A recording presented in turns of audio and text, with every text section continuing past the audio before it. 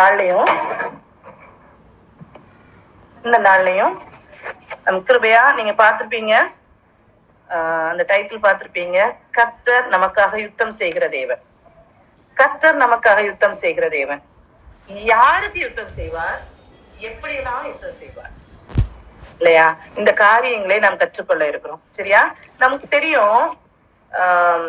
கர்த்தர் சொல்ற ஒரு காரியம் என்னன்னா, இஸ்ரவேல் ஜனங்க கிட்ட சொல்ற காரியம் யாத்ராகமம் 14ஆம் அதிகாரம் 14ஆம் வசனத்துல சொல்லியிருப்பாரு, கர்த்தர் உங்களுக்காக யுத்தம் செய்வார், நீங்கள் சும்மா இருப்பீர்கள்.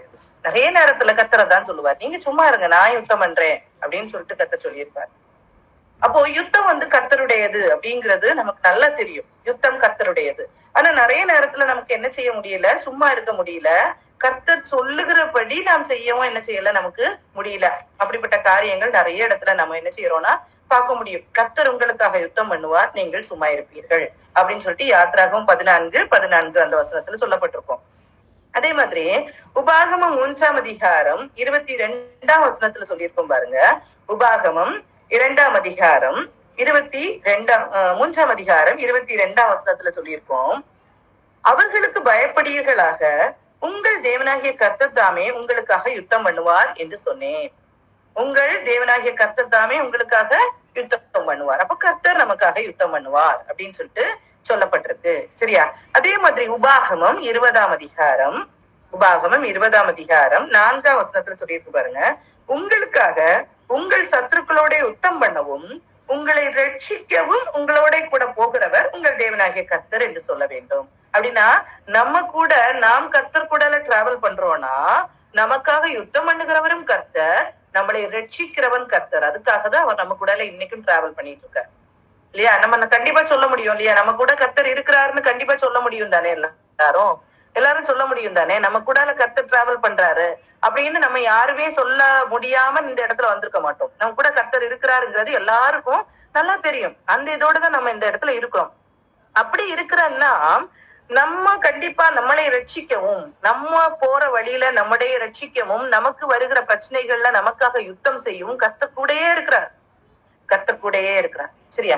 இப்படி நிறைய வசனங்கள் சொல்லப்பட்டிருக்கு. கிதியோனுடைய காரியமா இருக்கட்டும், இல்ல யோசுவாவுடைய காரியமா இருக்கட்டும், நிறைய காரியத்துல கர்த்தர் யுத்தம் பண்றதை நம்ம நிறைய பார்க்க முடியும். இந்த ராஜாக்கள் இதுல எல்லாம் வாசிக்கும் போது நம்ம நிறைய இடத்துல கர்த்தர் யுத்தம் பண்றதை பார்க்க முடியும். எப்படி அந்த மக்கள் போறதுக்கு முன்னாடி யுத்தம் நடக்கணும்ல, மனத்தனியான ஜனங்கள் இருப்பாங்க, கர்த்தர் யுத்தம் பண்ணி முடிப்பாரு. ஒரு தேவதூதனை வச்சு யுத்தம் பண்ணுவாரு, மனிதர்களை கொண்டு யுத்தம் பண்றாரு, நிறைய காரியங்களை கர்த்தர் செய்யறாரு. கர்த்தர் டைரக்டா அவங்களுக்குள்ளாரே கலக்கங்களை உண்டு பண்ணி அவங்களே தாங்களுக்குள்ளால அடித்து கொண்டு ஓடுகிற விதத்திலையும் கர்த்தர் பண்றாரு.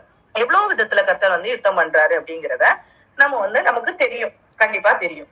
சரி, இன்னைக்கு நம்ம என்ன பண்ண போறோம்னா, நம்ம யோசுவா காலத்துல யோசுவா ஒரு யுத்தம் நடத்துறாரு. அந்த யுத்தத்துல கர்த்தர் எவ்வளவு வைராக்கியமா அந்த யுத்தத்தை செய்யறாரு அப்படிங்கிறத நம்ம பார்க்க போறோம். அப்ப கர்த்தர் யாருக்கு யுத்தம் செய்ய, அந்த டைட்டில்ல பார்த்திருப்பீங்க, யாருக்காக யுத்தம் செய்வார் அப்படிங்கறத நமக்கு தெரியணும். நம்ம சும்மா எல்லா காரியத்துக்காகவும் கர்த்தர் யுத்தம் செய்வார்னா நம்ம கிட்டையும் கர்த்தர் சம்திங் அவர் எக்ஸ்பெக்ட் பண்றாரு இல்லையா? அப்போ கர்த்தர் எக்ஸ்பெக்ட் பண்றாரு. நான் இன்னைக்கு இந்த போர்ஷன், நான் எடுக்கிற இந்த போர்ஷன் இன்னைக்கு யோசுவா 9ஆம் அதிகாரம் 10ஆம் அதிகாரம். இந்த யோசுவா 9ஆம் அதிகாரத்திலையும் 10ஆம் அதிகாரத்திலையும் சொல்லப்பட்ட காரியத்தை குறித்துதான் நான் சொல்ல போறேன். ஆக்சுவலா இந்த யோசுவா 9ஆம் அதிகாரம் 10ஆம் அதிகாரம், யோசுவா இஸ்ரவேல் ஜனங்களை வழி நடத்தி கானான் தேசத்துக்குள்ளால கொண்டு வராரு. மோசே வழி நடத்தி கொண்டு வராரு. ஆனா கானான்ல மோசையால பிரவேசிக்க முடியல. அதனால கர்த்தர் யாரை ஏற்படுத்துகிறாருன்னா யோசுவாவை ஏற்படுத்துகிறாரு இல்லையா? இந்த யோசுவாவை ஏற்படுத்தி யோசுவா இந்த ஜனங்களை வழி நடத்தி கானான் தேசத்துக்குள்ளால கொண்டு வர்றாரு. இந்த கானான் தேசத்துக்குள்ளால கொண்டு வரும்போது கர்த்தர் சொன்ன ஒரு காரியம் என்னன்னா, நீங்க கானான்னு போய் நீங்க சென்றடையும் போது ஒரு கூட்ட ஜனங்கள் இருக்கிறாங்க, 7 வகையான ஜனங்களை சொல்லியிருப்பாரு. நான் அதை உங்களுக்கு காமிக்கிறேன். 7 வகையான ஜனங்கள் சொல்லியிருப்பாங்க.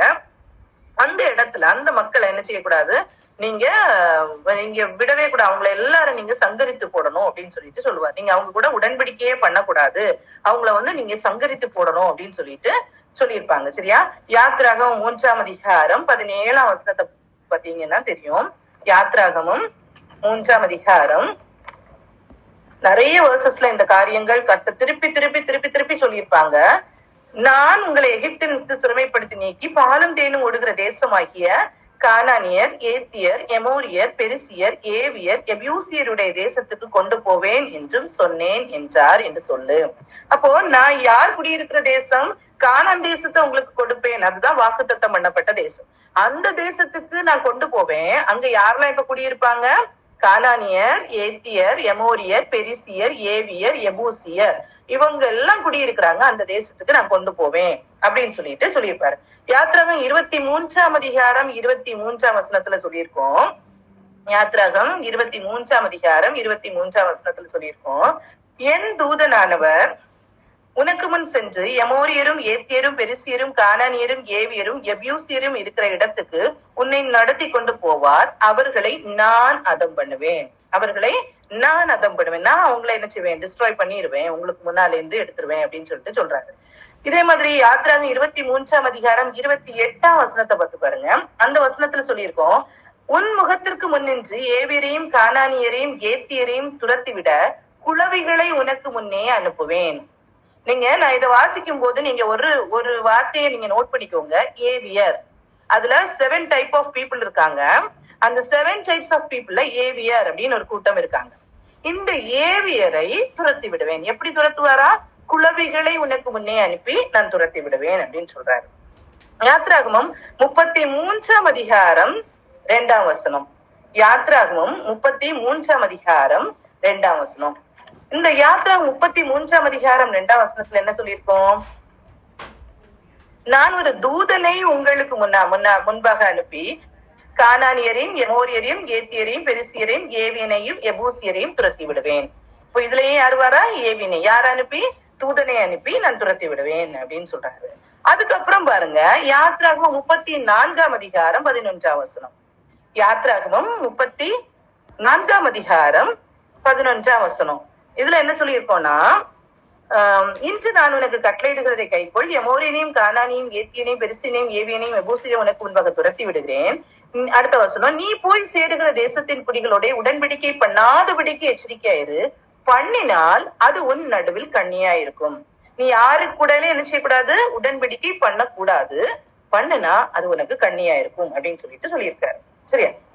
இப்படி நிறைய காரியங்கள் சொல்லியிருப்பாரு. உபாகமம் 20ஆம் அதிகாரம்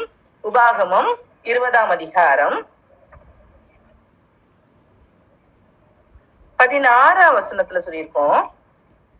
உபாகமம் 20ஆம் அதிகாரம் 16ஆம் வசனத்துல சொல்லியிருக்கோம், உன் தேவனாகிய கர்த்தர் உனக்கு சுதந்திரமாக கொடுக்கிற ஏத்தியர், எமோரியர், கானானியர், பெரிசியர், ஏவியர், எபூசியர் என்னும் ஜனங்களின் பட்டணங்களிலே மாத்திரம் நீ சுவாசமுள்ளதொன்றையும் உயிரோட வைக்காமல். அப்படின்னா நீ சுவாசமுள்ளதொன்றையும் என்ன செய்யக்கூடாது? உயிரோட வைக்க கூடாது. எல்லாவற்றையும் சகலத்தையும் என்ன செய்யணும்? கொஞ்சம் போடணும் அப்படின்னு சொல்லுவாரு. அதுல சொல்லுவாங்க, ஸ்திரீகள், பிள்ளைகள், மிருக ஜீவன்கள் எல்லாத்தையும் என்ன செய்யணும்? அழித்து போடணும். சுவாசம் உள்ள எது சுவாசம் விடுதோ எல்லாத்தையும் என்ன செய்யணும்? அழித்து போடணும் அப்படின்னு சொல்லுவாரு. இப்படி நிறைய காரியங்களை சொல்லியிருக்கோம். இப்போ நாம படிக்க போற இந்த யோசுவா புஸ்தகத்துல சொல்லப்பட்ட ஒரு காரியம் என்னன்னா, ஒரு கூட்டமான ஜனங்கள் வராங்க. அந்த ஜனங்கள் யாருன்னா கிபியோனியர்கள். சரியா? யோசுவா 9ஆம் அதிகாரம் 7ஆம் வசனத்தை எடுத்து பாருங்க. யோசுவா 9:7 அதுல சொல்லியிருக்கோம், அப்பொழுது இஸ்ரவேல் மனுஷர் அந்த ஏவியரை நோக்கினா இந்த கிபியோனியர்கள் யாரு அப்படின்னா அந்த ஏவியர் கூட்டத்துல சேர்ந்தவங்க. ஏவியர் அந்த இதுல உள்ள ஒரு கூட்டமான ஜனங்கள் தான் கிபியோனியர். சரியா? இந்த கிபியோனியரை குறித்துதான் நம்ம இன்னைக்கு பார்க்க போறோம். இந்த கிபியோனியரை கர்த்தர் எப்படி வழி நடத்துகிறார், எப்படி இந்த ஜனங்கள் காப்பாற்றப்படுகிறாங்க, எப்படி இந்த ஜனங்கள் கர்த்தரோட உடன்படிக்கை பண்ணி கொள்ளுகிறாங்க, இவங்களுடைய காரியத்தை தான் நம்ம இன்னைக்கு பார்க்க போறோம். சரியா? இந்த கிபியோனியர்கள் யார் அப்படின்னு பார்த்தா, நம்ம இப்ப படிச்சோம், இஸ்ரவேல் ஜனங்கள் கானானுக்குள்ளால கொண்டு போகப்படும் போது இந்த type of 7 type of people இருக்காங்க. அந்த 7 டைப்ஸ் ஆஃப் பீப்புள்ல ஏவியர் அப்படின்ற ஒரு கூட்டம் இருக்கு. அந்த கூட்டத்துல உள்ள ஒரு பீப்புள் தான் யாரு? கிபியோனியர்கள். அதான் ஏவியர்கள். சரியா? இப்போ என்ன நடக்குது அப்படின்னா, யோசுவா 9:1 வாசிச்சீங்கன்னா, யோர்தானுக்கு இப்புறத்திலே மலைகளில் பள்ளத்தாக்குள் லீபனோனுக்கு எதிரான பெரிய சமுத்திரத்தின் கரையோரங்கும் உள்ள ஏத்தியரும் எமோரியரும் கானாரியரும் பெருசியரும் ஏவேரும் எபூசியமானுடைய சகல ராஜாக்களும் அதை கேள்விப்பட்ட போது அவர்கள் ஒருமனப்பட்டு யோசுவாவோடும் இஸ்ரவேலோடும் யுத்தம் பண்ண ஏகமாய் கூடினார்கள். இவங்க என்ன செய்யறாங்கன்னா யுத்தம் பண்றாங்க. எதை அவங்க கேள்விப்படுறாங்க? எரிகோவ இவங்க தகர்த்துறாங்க. இஸ்ரவேல் ஜனங்கள் எரிகோவ தகர்த்துட்டாங்க. ஆயி பட்டணத்தை என்ன செய்தாங்க? பிடித்து வந்துட்டாங்க. இப்போ இஸ்ரவேல் ஜனங்கள் என்ன செய்யறாங்க? எரிகோவ தகர்த்தாச்சு, ஆயி பட்டணத்தை பிடித்து வந்தது. இந்த காரியங்கள் எல்லாம் நமக்கு தெரியும் இல்லையா? எரிகோ கோட்டை அவ்வளவு பெரிய கோட்டையை துதித்தல்னாலே முடிச்சாங்க. ஆயி ஒரு சின்ன பட்டணம், முதல்ல தோச்சு போறாங்க. ஆனாலும் யோசுவா போய் கர்த்தருடைய பாதத்துல விழுறாரு. கர்த்தர் சொல்லி கொடுக்குறாரு, அதுல என்ன தப்பு அப்படிங்கறத சொல்லி கொடுக்குறாரு. கடைசியில எப்படி அவங்கள மேற்கொள்ளணுங்கிற காரியம் எல்லாம் கற்றுக் கொடுக்குறாரு. இப்படி இவங்க ஒரு ஜனங்களா இவங்க அழித்து கொண்டே வர்றாங்களா? இந்த ஒரு ஜனங்களா அழித்து கொண்டு வர்றதுனால இவங்களுக்கு என்ன பயம்னா, நம்மளையும் அடுத்தது அழித்து போடுவார்கள். அடுத்த ஜனங்கள் யாருன்னா இந்த கிபியோனியர்கள். அடுத்தது அழிக்கப்பட வேண்டிய ஜனங்கள் யாரு? கிபியோனியர்கள். அப்போ இந்த கிபியோனியர்கள் என்ன செய்யறாங்கன்னா, இவங்க தந்திரமாக ஒரு ஆலோசனை பண்றாங்க. என்ன ஆலோசனை பண்றாங்க? ஒரு தந்திரமான ஆலோசனை பண்ணி தங்களை ஸ்தானாதிபதிகளை போல காண்பித்து பழைய ரெட்டு பைகளையும் பீரலும் பொத்தலுமான பழைய திராட்சை துருத்திகளையும் தங்கள் கழுதை மேல் வைத்து பழுது பார்க்கப்பட்ட பழைய பாதரட்சிகளை தங்கள் கால்களில் போட்டு பழைய வஸ்திரங்களை உடுத்திக் கொண்டார்கள். வழிக்கு அவர்கள் கொண்டு போன அப்பமெல்லாம் உலர்ந்ததும் பூசணம் பூத்ததுமாய் இருந்தது. ஏன் அவங்க இப்படி பண்றாங்க? இவங்க என்ன செய்யறாங்கன்னா, இது ஒரு நல்ல அழகான ஒரு ஸ்டோரி. இப்ப இஸ்ரவேல் ஜனங்கள் ஒவ்வொன்றையா அழித்து அழித்து அழித்து இவங்க என்ன செய்யறாங்க? கேப்ஸ் பண்ணிட்டே வர்றாங்க. அப்ப இந்த ஏவியரும் என்ன செய்யணும்? அழிக்கப்படணும். அடுத்தது அழிக்கப்பட போற கூட்டம் எதுதான்? இந்த கிபியோனியர்கள், ஏவியர்கள் அழிக்கப்படணும். இந்த சூழ்நிலையில பாக்குறாங்க, இந்த கிபியோனியர்கள் பாக்குறாங்க, எப்படியாவது நமக்கு என்ன செய்யணும்? நாம் மீட்டுக் கொள்ளப்படணும். எப்படியாவது நம்ம மீட்டுக் கொள்ளப்படணும் இப்படிங்கிற தாட் எப்படினாலும் நம்மளை என்ன செய்து போடுவாங்க? இவங்க அழித்து போடுவாங்க. இவங்க இஸ்ரவேல் ஜனங்களுக்கு எதிராக வர்ற எல்லாரையும் யார் அழிச்சிட்டு இருக்கா? இஸ்ரவேல் யோசுவாவும் யோசுவா தலைமையில வர அந்த இஸ்ரவேல் ஜனங்களும் அழித்து கேப்சர் பண்ணிட்டு தான் இருக்காங்க. எல்லாரையும் நிக்கிரகம் பண்ணிட்டு தான் இருக்காங்க. அப்போ நமக்கும் வாழ்க்கை இல்லை அப்படிங்கறது அவங்களுக்கு நல்லா தெரிஞ்சு போச்சு. அதனால இவங்க தந்திரமான ஒரு கன்னிங்கா ஒரு முடிவெடுக்கிறாங்க. இந்த கன்னிங்னஸ் சரியா தப்பான்னு கேட்டா ஒரு விதத்துல அது தவறுதான். ஆனாலும் பாருங்க, அவங்க கன்னிங்கா ஒரு முடிவெடுக்கிறாங்க. இவங்க கிட்ட வந்து தூர தேசத்துல இருந்து நாங்க புறப்பட்டு வர்றோம், நாங்க தூர தேசத்துல உள்ள ஜனங்கள், நீங்க இப்படி எல்லாம் நீங்க யோர்தான கடந்தது, எரிகோ கோட்டையை அழித்தது, ஆய் பட்டணத்தை பிடிச்சது, இதெல்லாம் எங்களுக்கு தெரியும். ஆனா நாங்க உங்க கூட உடன்படிக்கை பண்ணிக்கொள்ளணும்னு ஆசைப்படுறோம். நீங்க எப்படியாவது எங்க கூட உடன்படிக்கை பண்ணுங்க அப்படின்னு சொல்லிட்டு கேக்குறாங்க பாருங்க. அவர்கள் கில்காலில் இருக்கிற பாளையத்துக்கு யோசுவானிடத்தில் போய் அவனையும் இஸ்ரவேல் மனுஷரையும் நோக்கி, நாங்கள் தூர தேசத்திலிருந்து வந்தவர்கள், எங்களோட உடன்படிக்கை பண்ணுங்கள் என்றார்கள். அப்பொழுது இஸ்ரவேல் மனுஷர் அந்த ஏவியரை நோக்கி, அப்ப கிபியோனியர்கள்லாம் யாரு? ஏவியர்கள், சபிக்கப்பட்ட கூட்டம், கர்த்தர் நிக்கிரகம் பண்ணி போடணும்னு சொன்ன ஒரு கூட்டமாகும் இந்த கிபியோனியர்கள். நீங்கள் எங்கள் நடுவிலே குடியிருக்கிறவர்களாகும், நாங்கள் எப்படி உங்களோட உடன்படிக்கை பண்ணலாம் என்றார்கள். நீங்க எங்க கூட குடியிருக்கிறவர்கள் இல்லையா? நாங்க எப்படி உங்களை கூட உடன்படிக்கை பண்ண முடியும்? நாங்க பண்ணக்கூடாதுன்னு சொல்லியிருக்காங்களே, எங்க தேவன் சொல்லியிருக்காரே அப்படின்னு சொல்லிட்டு சொல்றாங்க. அவர்கள் யோசுவாவை நோக்கி, நாங்கள் உமக்கு அடிமைகள் என்றார்கள். அதற்கு யோசுவா, நீங்கள் யார், எங்கே இருந்து வந்தீர்கள் என்று கேட்டான். அதற்கு அவர்கள் சொல்றாங்க, உம்முடைய தேவனாகிய கர்த்தருடைய நாமத்தின் பிரஸ்தாபத்தை கேட்டு உமது அடியாராகிய நாங்கள் வெகு தூர தேசத்திலிருந்து வந்தோம். அவருடைய கீர்த்தியையும் அவர் எகிப்திலே செய்த யாவையும் அவர் எஸ்போனின் ராஜாவாகிய சீகோனும் அஸ்தரோத்தில் இருக்கிற பாசானின் ராஜாவாகிய ஓகும் என்கிற யோர்தானுக்கு அப்புறத்தில் இருக்கிற எமோரியரின் 2 ராஜாக்களும் செய்த யாவையும் நாங்கள் கேள்விப்பட்டோம். எல்லாவற்றையும் உங்களுடைய மேன்மைகளை எல்லாம் நாங்க கேள்விப்பட்டோம். எல்லாவற்றையும் நாங்க கேள்விப்பட்டோம். ஆகையால் நாங்க ஒரு முடிவெடுத்தோம். என்ன முடிவெடுத்தோம்? எங்கள் மூப்பரும் எங்கள் தேசத்து குடிகள் எல்லாரும் எங்களை நோக்கி, உங்கள் கைகளில் வலிக்கு ஆகாரம் எடுத்துக்கொண்டு அவர்களுக்கு எதிர்கொண்டு போய் அவர்களிடத்தில் நாங்கள் உங்களை அடியார், எங்களோடு உடன்படிக்கை பண்ண வேண்டும் என்று சொன்னார்கள். எப்படியாவது உங்க கூட நாங்க உடன்படிக்கை பண்ணிடணும் அப்படின்னு நாங்களே முடிவெடுத்து நாங்க என்ன செய்தோம்? வந்தோம். அடுத்து சொல்றாங்க பாருங்க, உங்களிடத்தில் வர நாங்கள் புறப்படுகிற அன்றே எங்கள் வழி பிரயாணத்துக்கு இந்த அப்பத்தை சுட சுட எங்கள் வீட்டிலிருந்து எடுத்துக்கொண்டு வந்தோம். போய் சொல்றாங்க. இப்பொழுது இதோ உலர்ந்து பூசணம் பூத்து இருக்கிறது. பாருங்க, இதெல்லாம் உலர்ந்து போய் பூசணம் பூத்து இருக்கிறது. நாங்கள் இந்த திராட்சை துருத்திகளை நிரப்புகையில் புதிதா இருந்தது, ஆனாலும் இதோ கிழிந்து போயிடுச்சு. எங்கள் வஸ்திரங்களும் பாதரட்சைகளும் நெடுத்தூரமான பயணத்தினால் பழசாய் போயிடுச்சு என்றார்கள். இவங்க தந்திரமான ஒரு ஆலோசனை. இவங்களுக்கு எண்ணம் என்ன? எப்படியாவது நாங்க கொல்லப்படக்கூடாது, எங்களுடைய ஜீவன் தப்பணும், எப்படியாவது இவங்க கூட உடன்படிக்கை பண்ணி கொண்டால் என்ன செய்யக்கூடாது, இவங்க கொல்லப்படக்கூடாது. ஏன்னா தெரியும் நம்ம ஒரு வாக்கு கொடுக்கறோம்னா அந்த வாக்கு மாறக்கூடாது, அப்படிதானே? அதுதான் கர்த்தர் நினைக்கிறது. கர்த்தரும் வாக்கு மாறாதவர். அதே மாதிரிதான் நம்ம கிட்டையும் கர்த்தர் எதிர்பார்க்கிற ஒரு காரியம் என்ன, நாம் ஒருத்தர்கிட்ட வாக்கு கொடுத்தா அந்த வாக்கு என்ன செய்யக்கூடாது, மாறக்கூடாது. அத கர்த்தர் நியமமா தான் வச்சிருக்காரு. அப்போ இந்த யோசுவா என்ன செய்யறாங்கன்னா, யோசுவா கிட்ட இதை சொல்றாங்க, இப்படி எல்லாம் இது புதுசா இருந்துச்சு, இப்படி எல்லாம் இருந்துச்சு, நாங்க இப்படிதான் கிளம்பி வந்தோம், ஆனா இங்க பாருங்க எல்லாமே பழசா போயிட்டு, அவ்வளவு தூரத்துல உள்ள ஜனங்களாக்கும்னு இவங்க போய் சொல்றாங்க. அப்பொழுது இஸ்ரவேலர் கர்த்தருடைய வாக்கை கேளாமல், இதை நோட் பண்ணிக்கோங்க, கர்த்தருடைய வாக்கை கேளாமல் அவர்களுடைய போஜன பதார்த்தத்தில் சிறிது வாங்கி கொண்டார்கள். வாங்கி பாக்குறாங்க. யோசுவா அவர்களுடைய சமாதானம் பண்ணி அவர்களை உயிரோட காப்பாற்றும் உடன்படிக்கையை அவர்களுடைய பண்ணினான். அதற்காக சபையின் பிரபுக்கள் அவர்களுக்கு ஆணையிட்டும் கொடுத்தார்கள். இப்ப யோசுவா என்ன செய்துட்டாரு, இவங்க யார்கிட்ட கேட்கல, கர்த்தர்கிட்ட கேட்கல. நம்ம ஒரு ஸ்டெப்பும் நம்ம போகும்போது கர்த்தர்கிட்ட கேட்கணும். ஏன் இவர் உடன்படிக்கை பண்ணி கொண்டாரு யோசுவா? பரிதாபமா இருந்தவரை பார்க்கும்போது இல்லையா, அவங்க சொன்னதெல்லாம் கேட்கும் போது எவ்வளவு கஷ்டமா இருந்திருக்கும் இல்லையா? அவ்வளவு கஷ்டமா இருந்ததுனால, அவ்வளவு கஷ்டமா அவங்க ஃபீல் பண்ணதுனால என்ன செய்யறாங்க, உடன்படிக்கை பண்ணி கொள்ளுகிறாங்க. நமக்கும் அப்படித்தான், பாவமா பேசினா நமக்கு உடன்படிக்கை நம்ம அதுல சமாதானம் எடுத்துக்கொள்ளுவோம் இல்லையா? ஆனா இது கர்த்தருக்கு விருப்பமா இல்லையா அப்படிங்கறது யாரு கேட்கல, யோசுவா கேட்டிருக்கணும், ஆனா கேட்கல.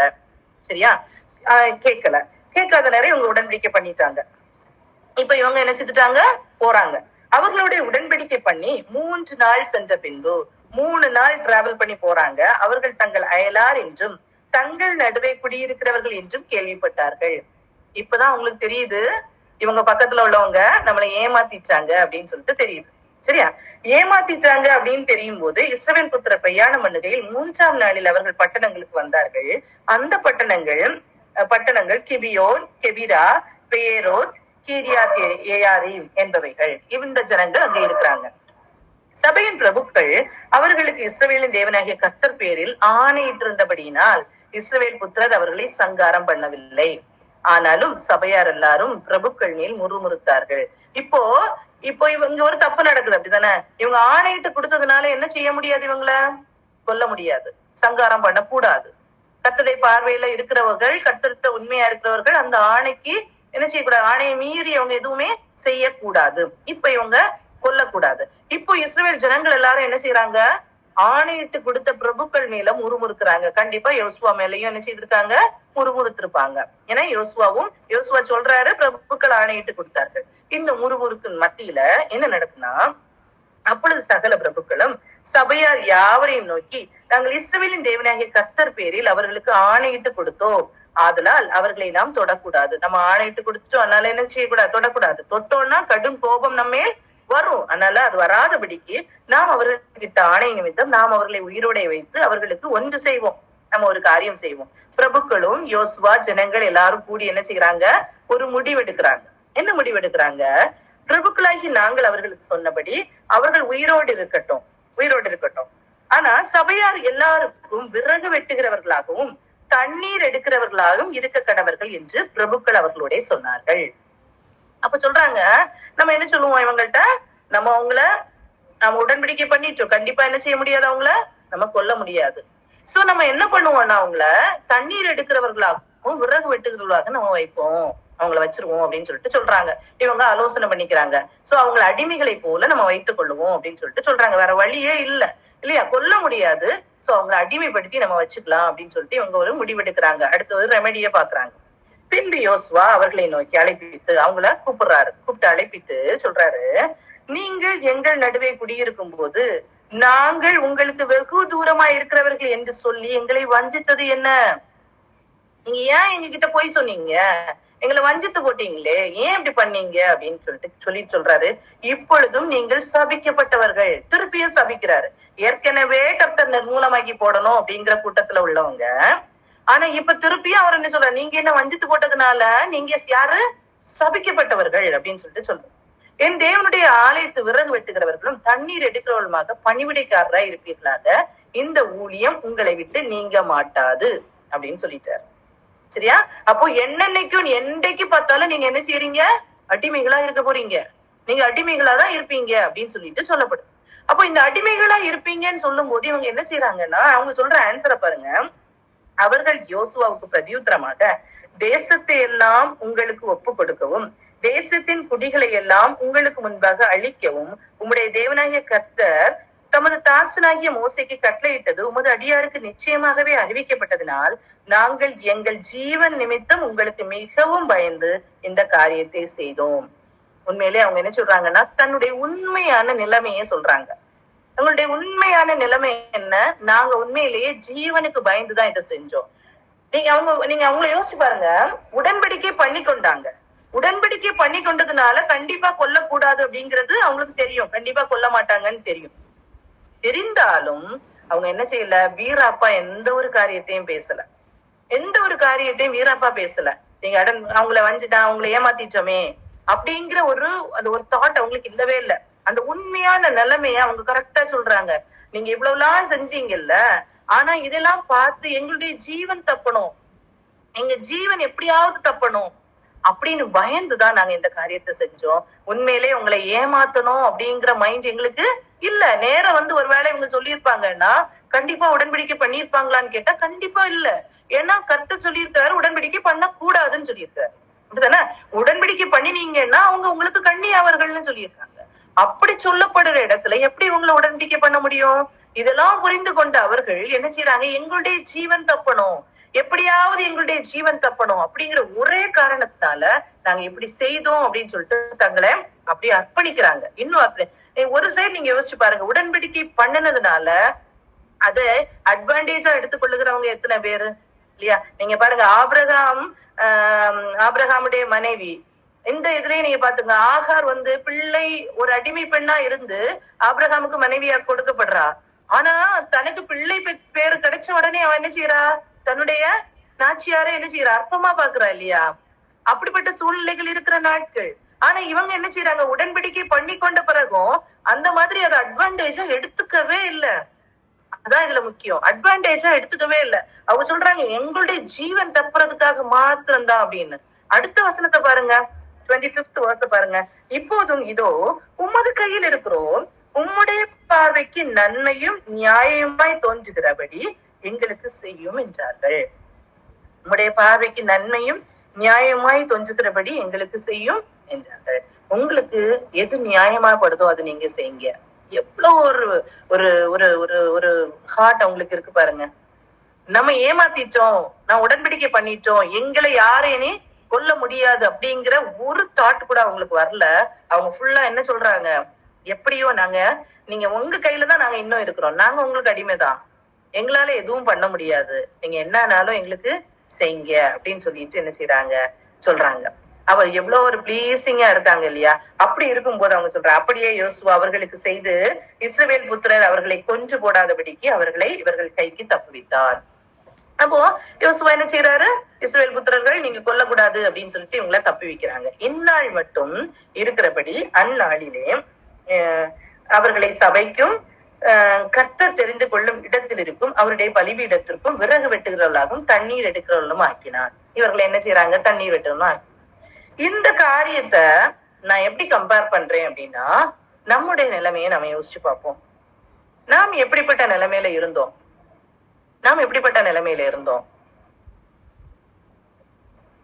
நாம் பாவிகளா இருந்தோம் இல்லையா? அவங்க பாவிகளா இருந்து அவங்க நிர்மூலமாக்கப்பட வேண்டும் அப்படிங்கிற நிலைமையில இருந்த நேரம் தங்களுடைய நிலையை உணர்ந்து கொண்டு எப்படியாவது பிளீஸ் பண்ணி இந்த ஜனங்களோடு உடன்படிக்கை பண்ணி கொள்ள வேண்டும்.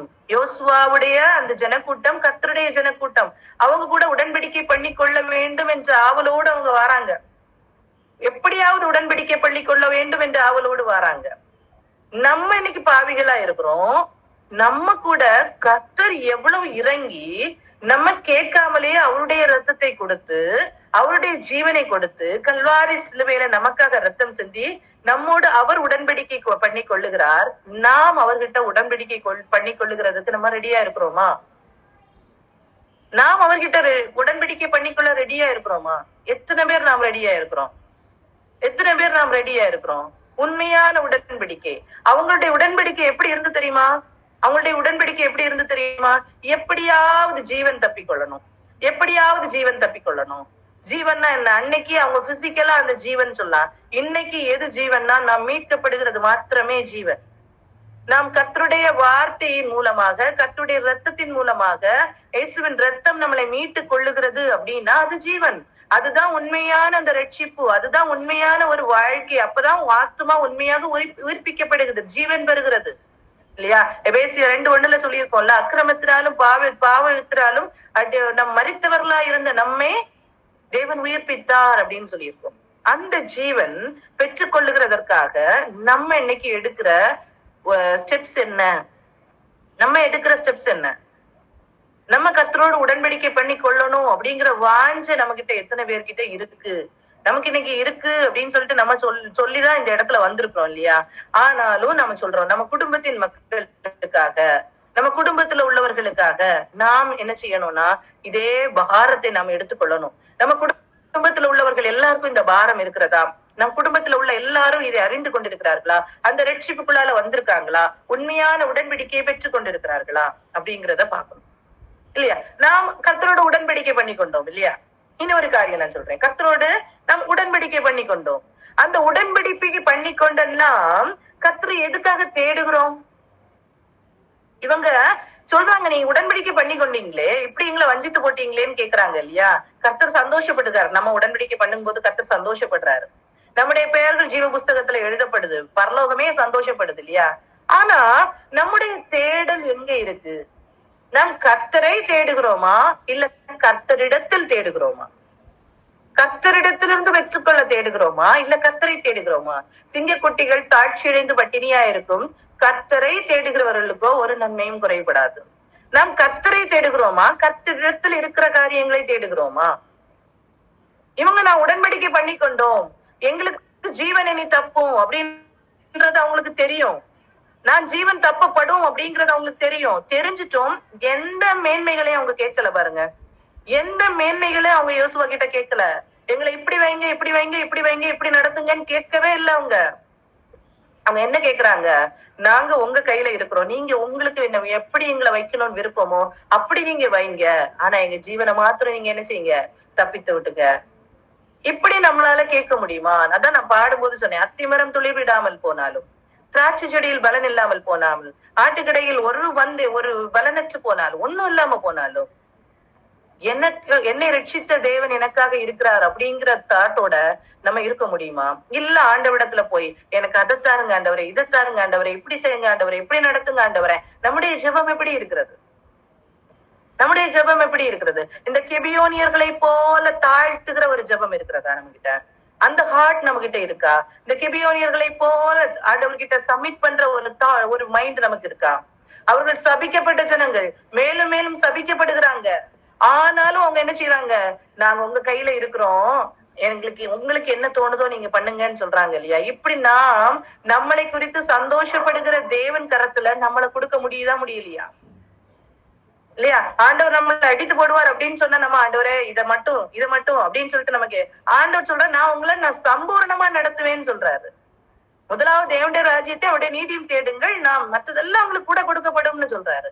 அப்படிப்பட்ட தேவனை ஆராதிக்கிற, அவர்கிட்ட உடன்படிக்கை பண்ணி கொண்டோம் என்று சொல்லி கொண்டிருக்கிற நாம் என்ன கேட்கிறோம்? நம்ம ஆண்டவர்கிட்ட மேன்மைகளை கேட்கிறோமா?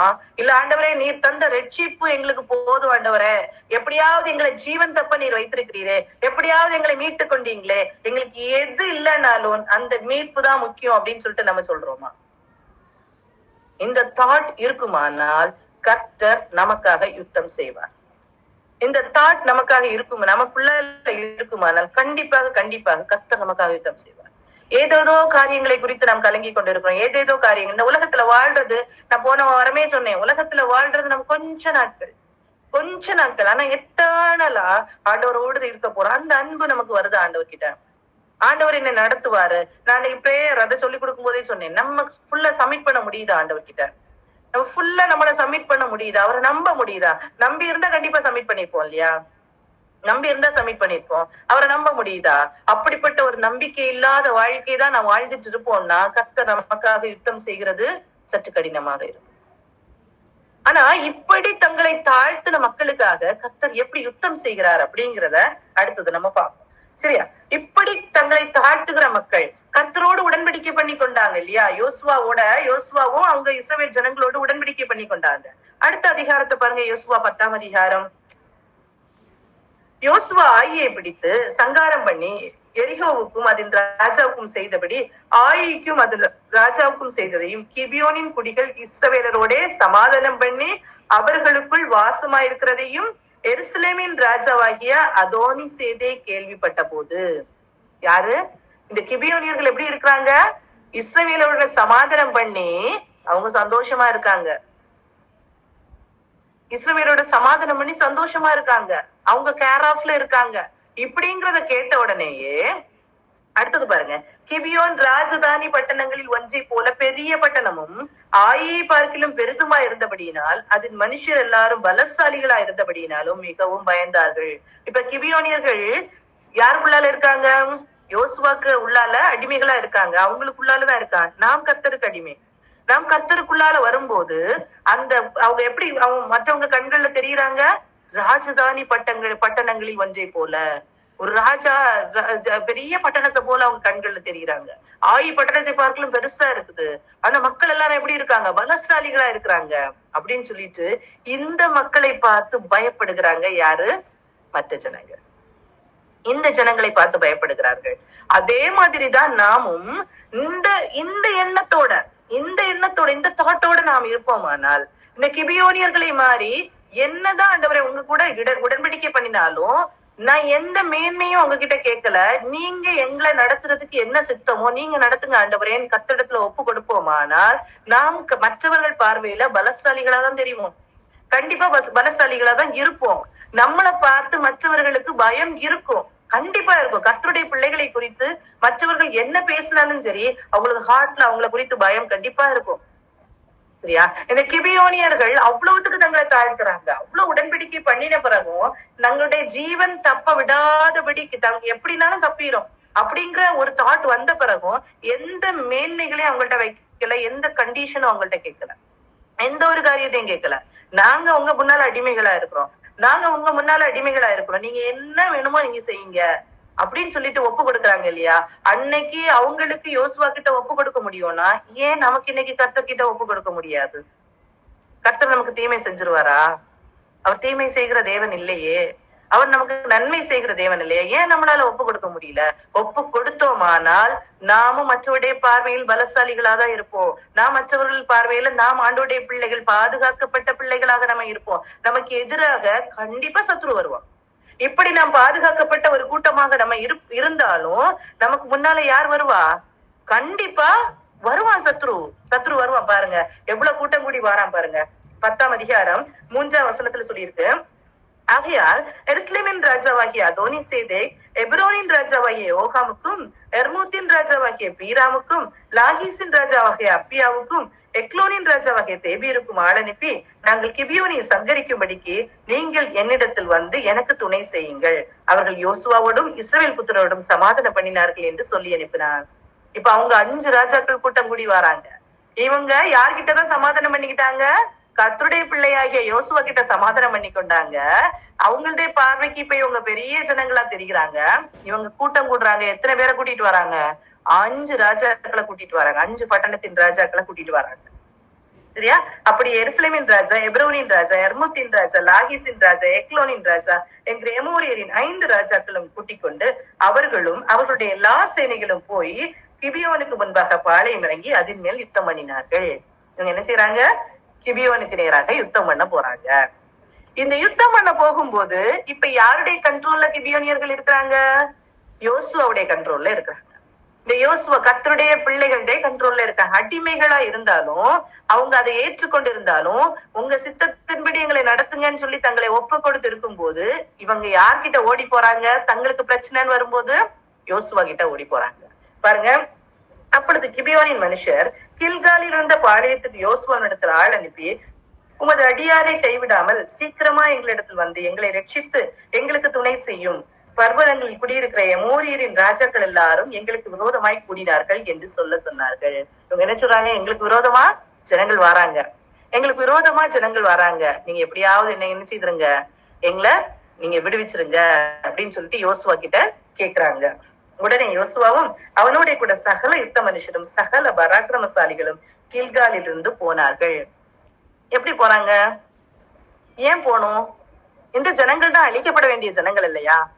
இந்த ஜனங்கள் தான் அழிச்சிடணும், நான் கண்டிப்பா அழித்து போடுவேன், உங்களுக்கு முன்னால குளவிகளை அடித்து அழித்து போடுவேன், தூதர்களை அழித்து போடுவேன்னு சொன்னாங்களே, அப்படித்தானே கர்த்தர் சொல்லி இருந்தாரு.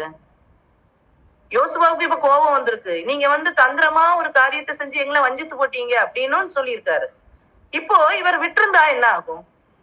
நீங்க தான் எங்களை ஏமாத்திட்டீங்களே, நீங்க எங்களை ஏமாத்திட்டீங்க அப்படின்னு சொல்லிட்டு விட்டிருந்தா என்ன ஆகும்? விட்டுருக்கலாமா, விட்டுருக்க கூடாதா?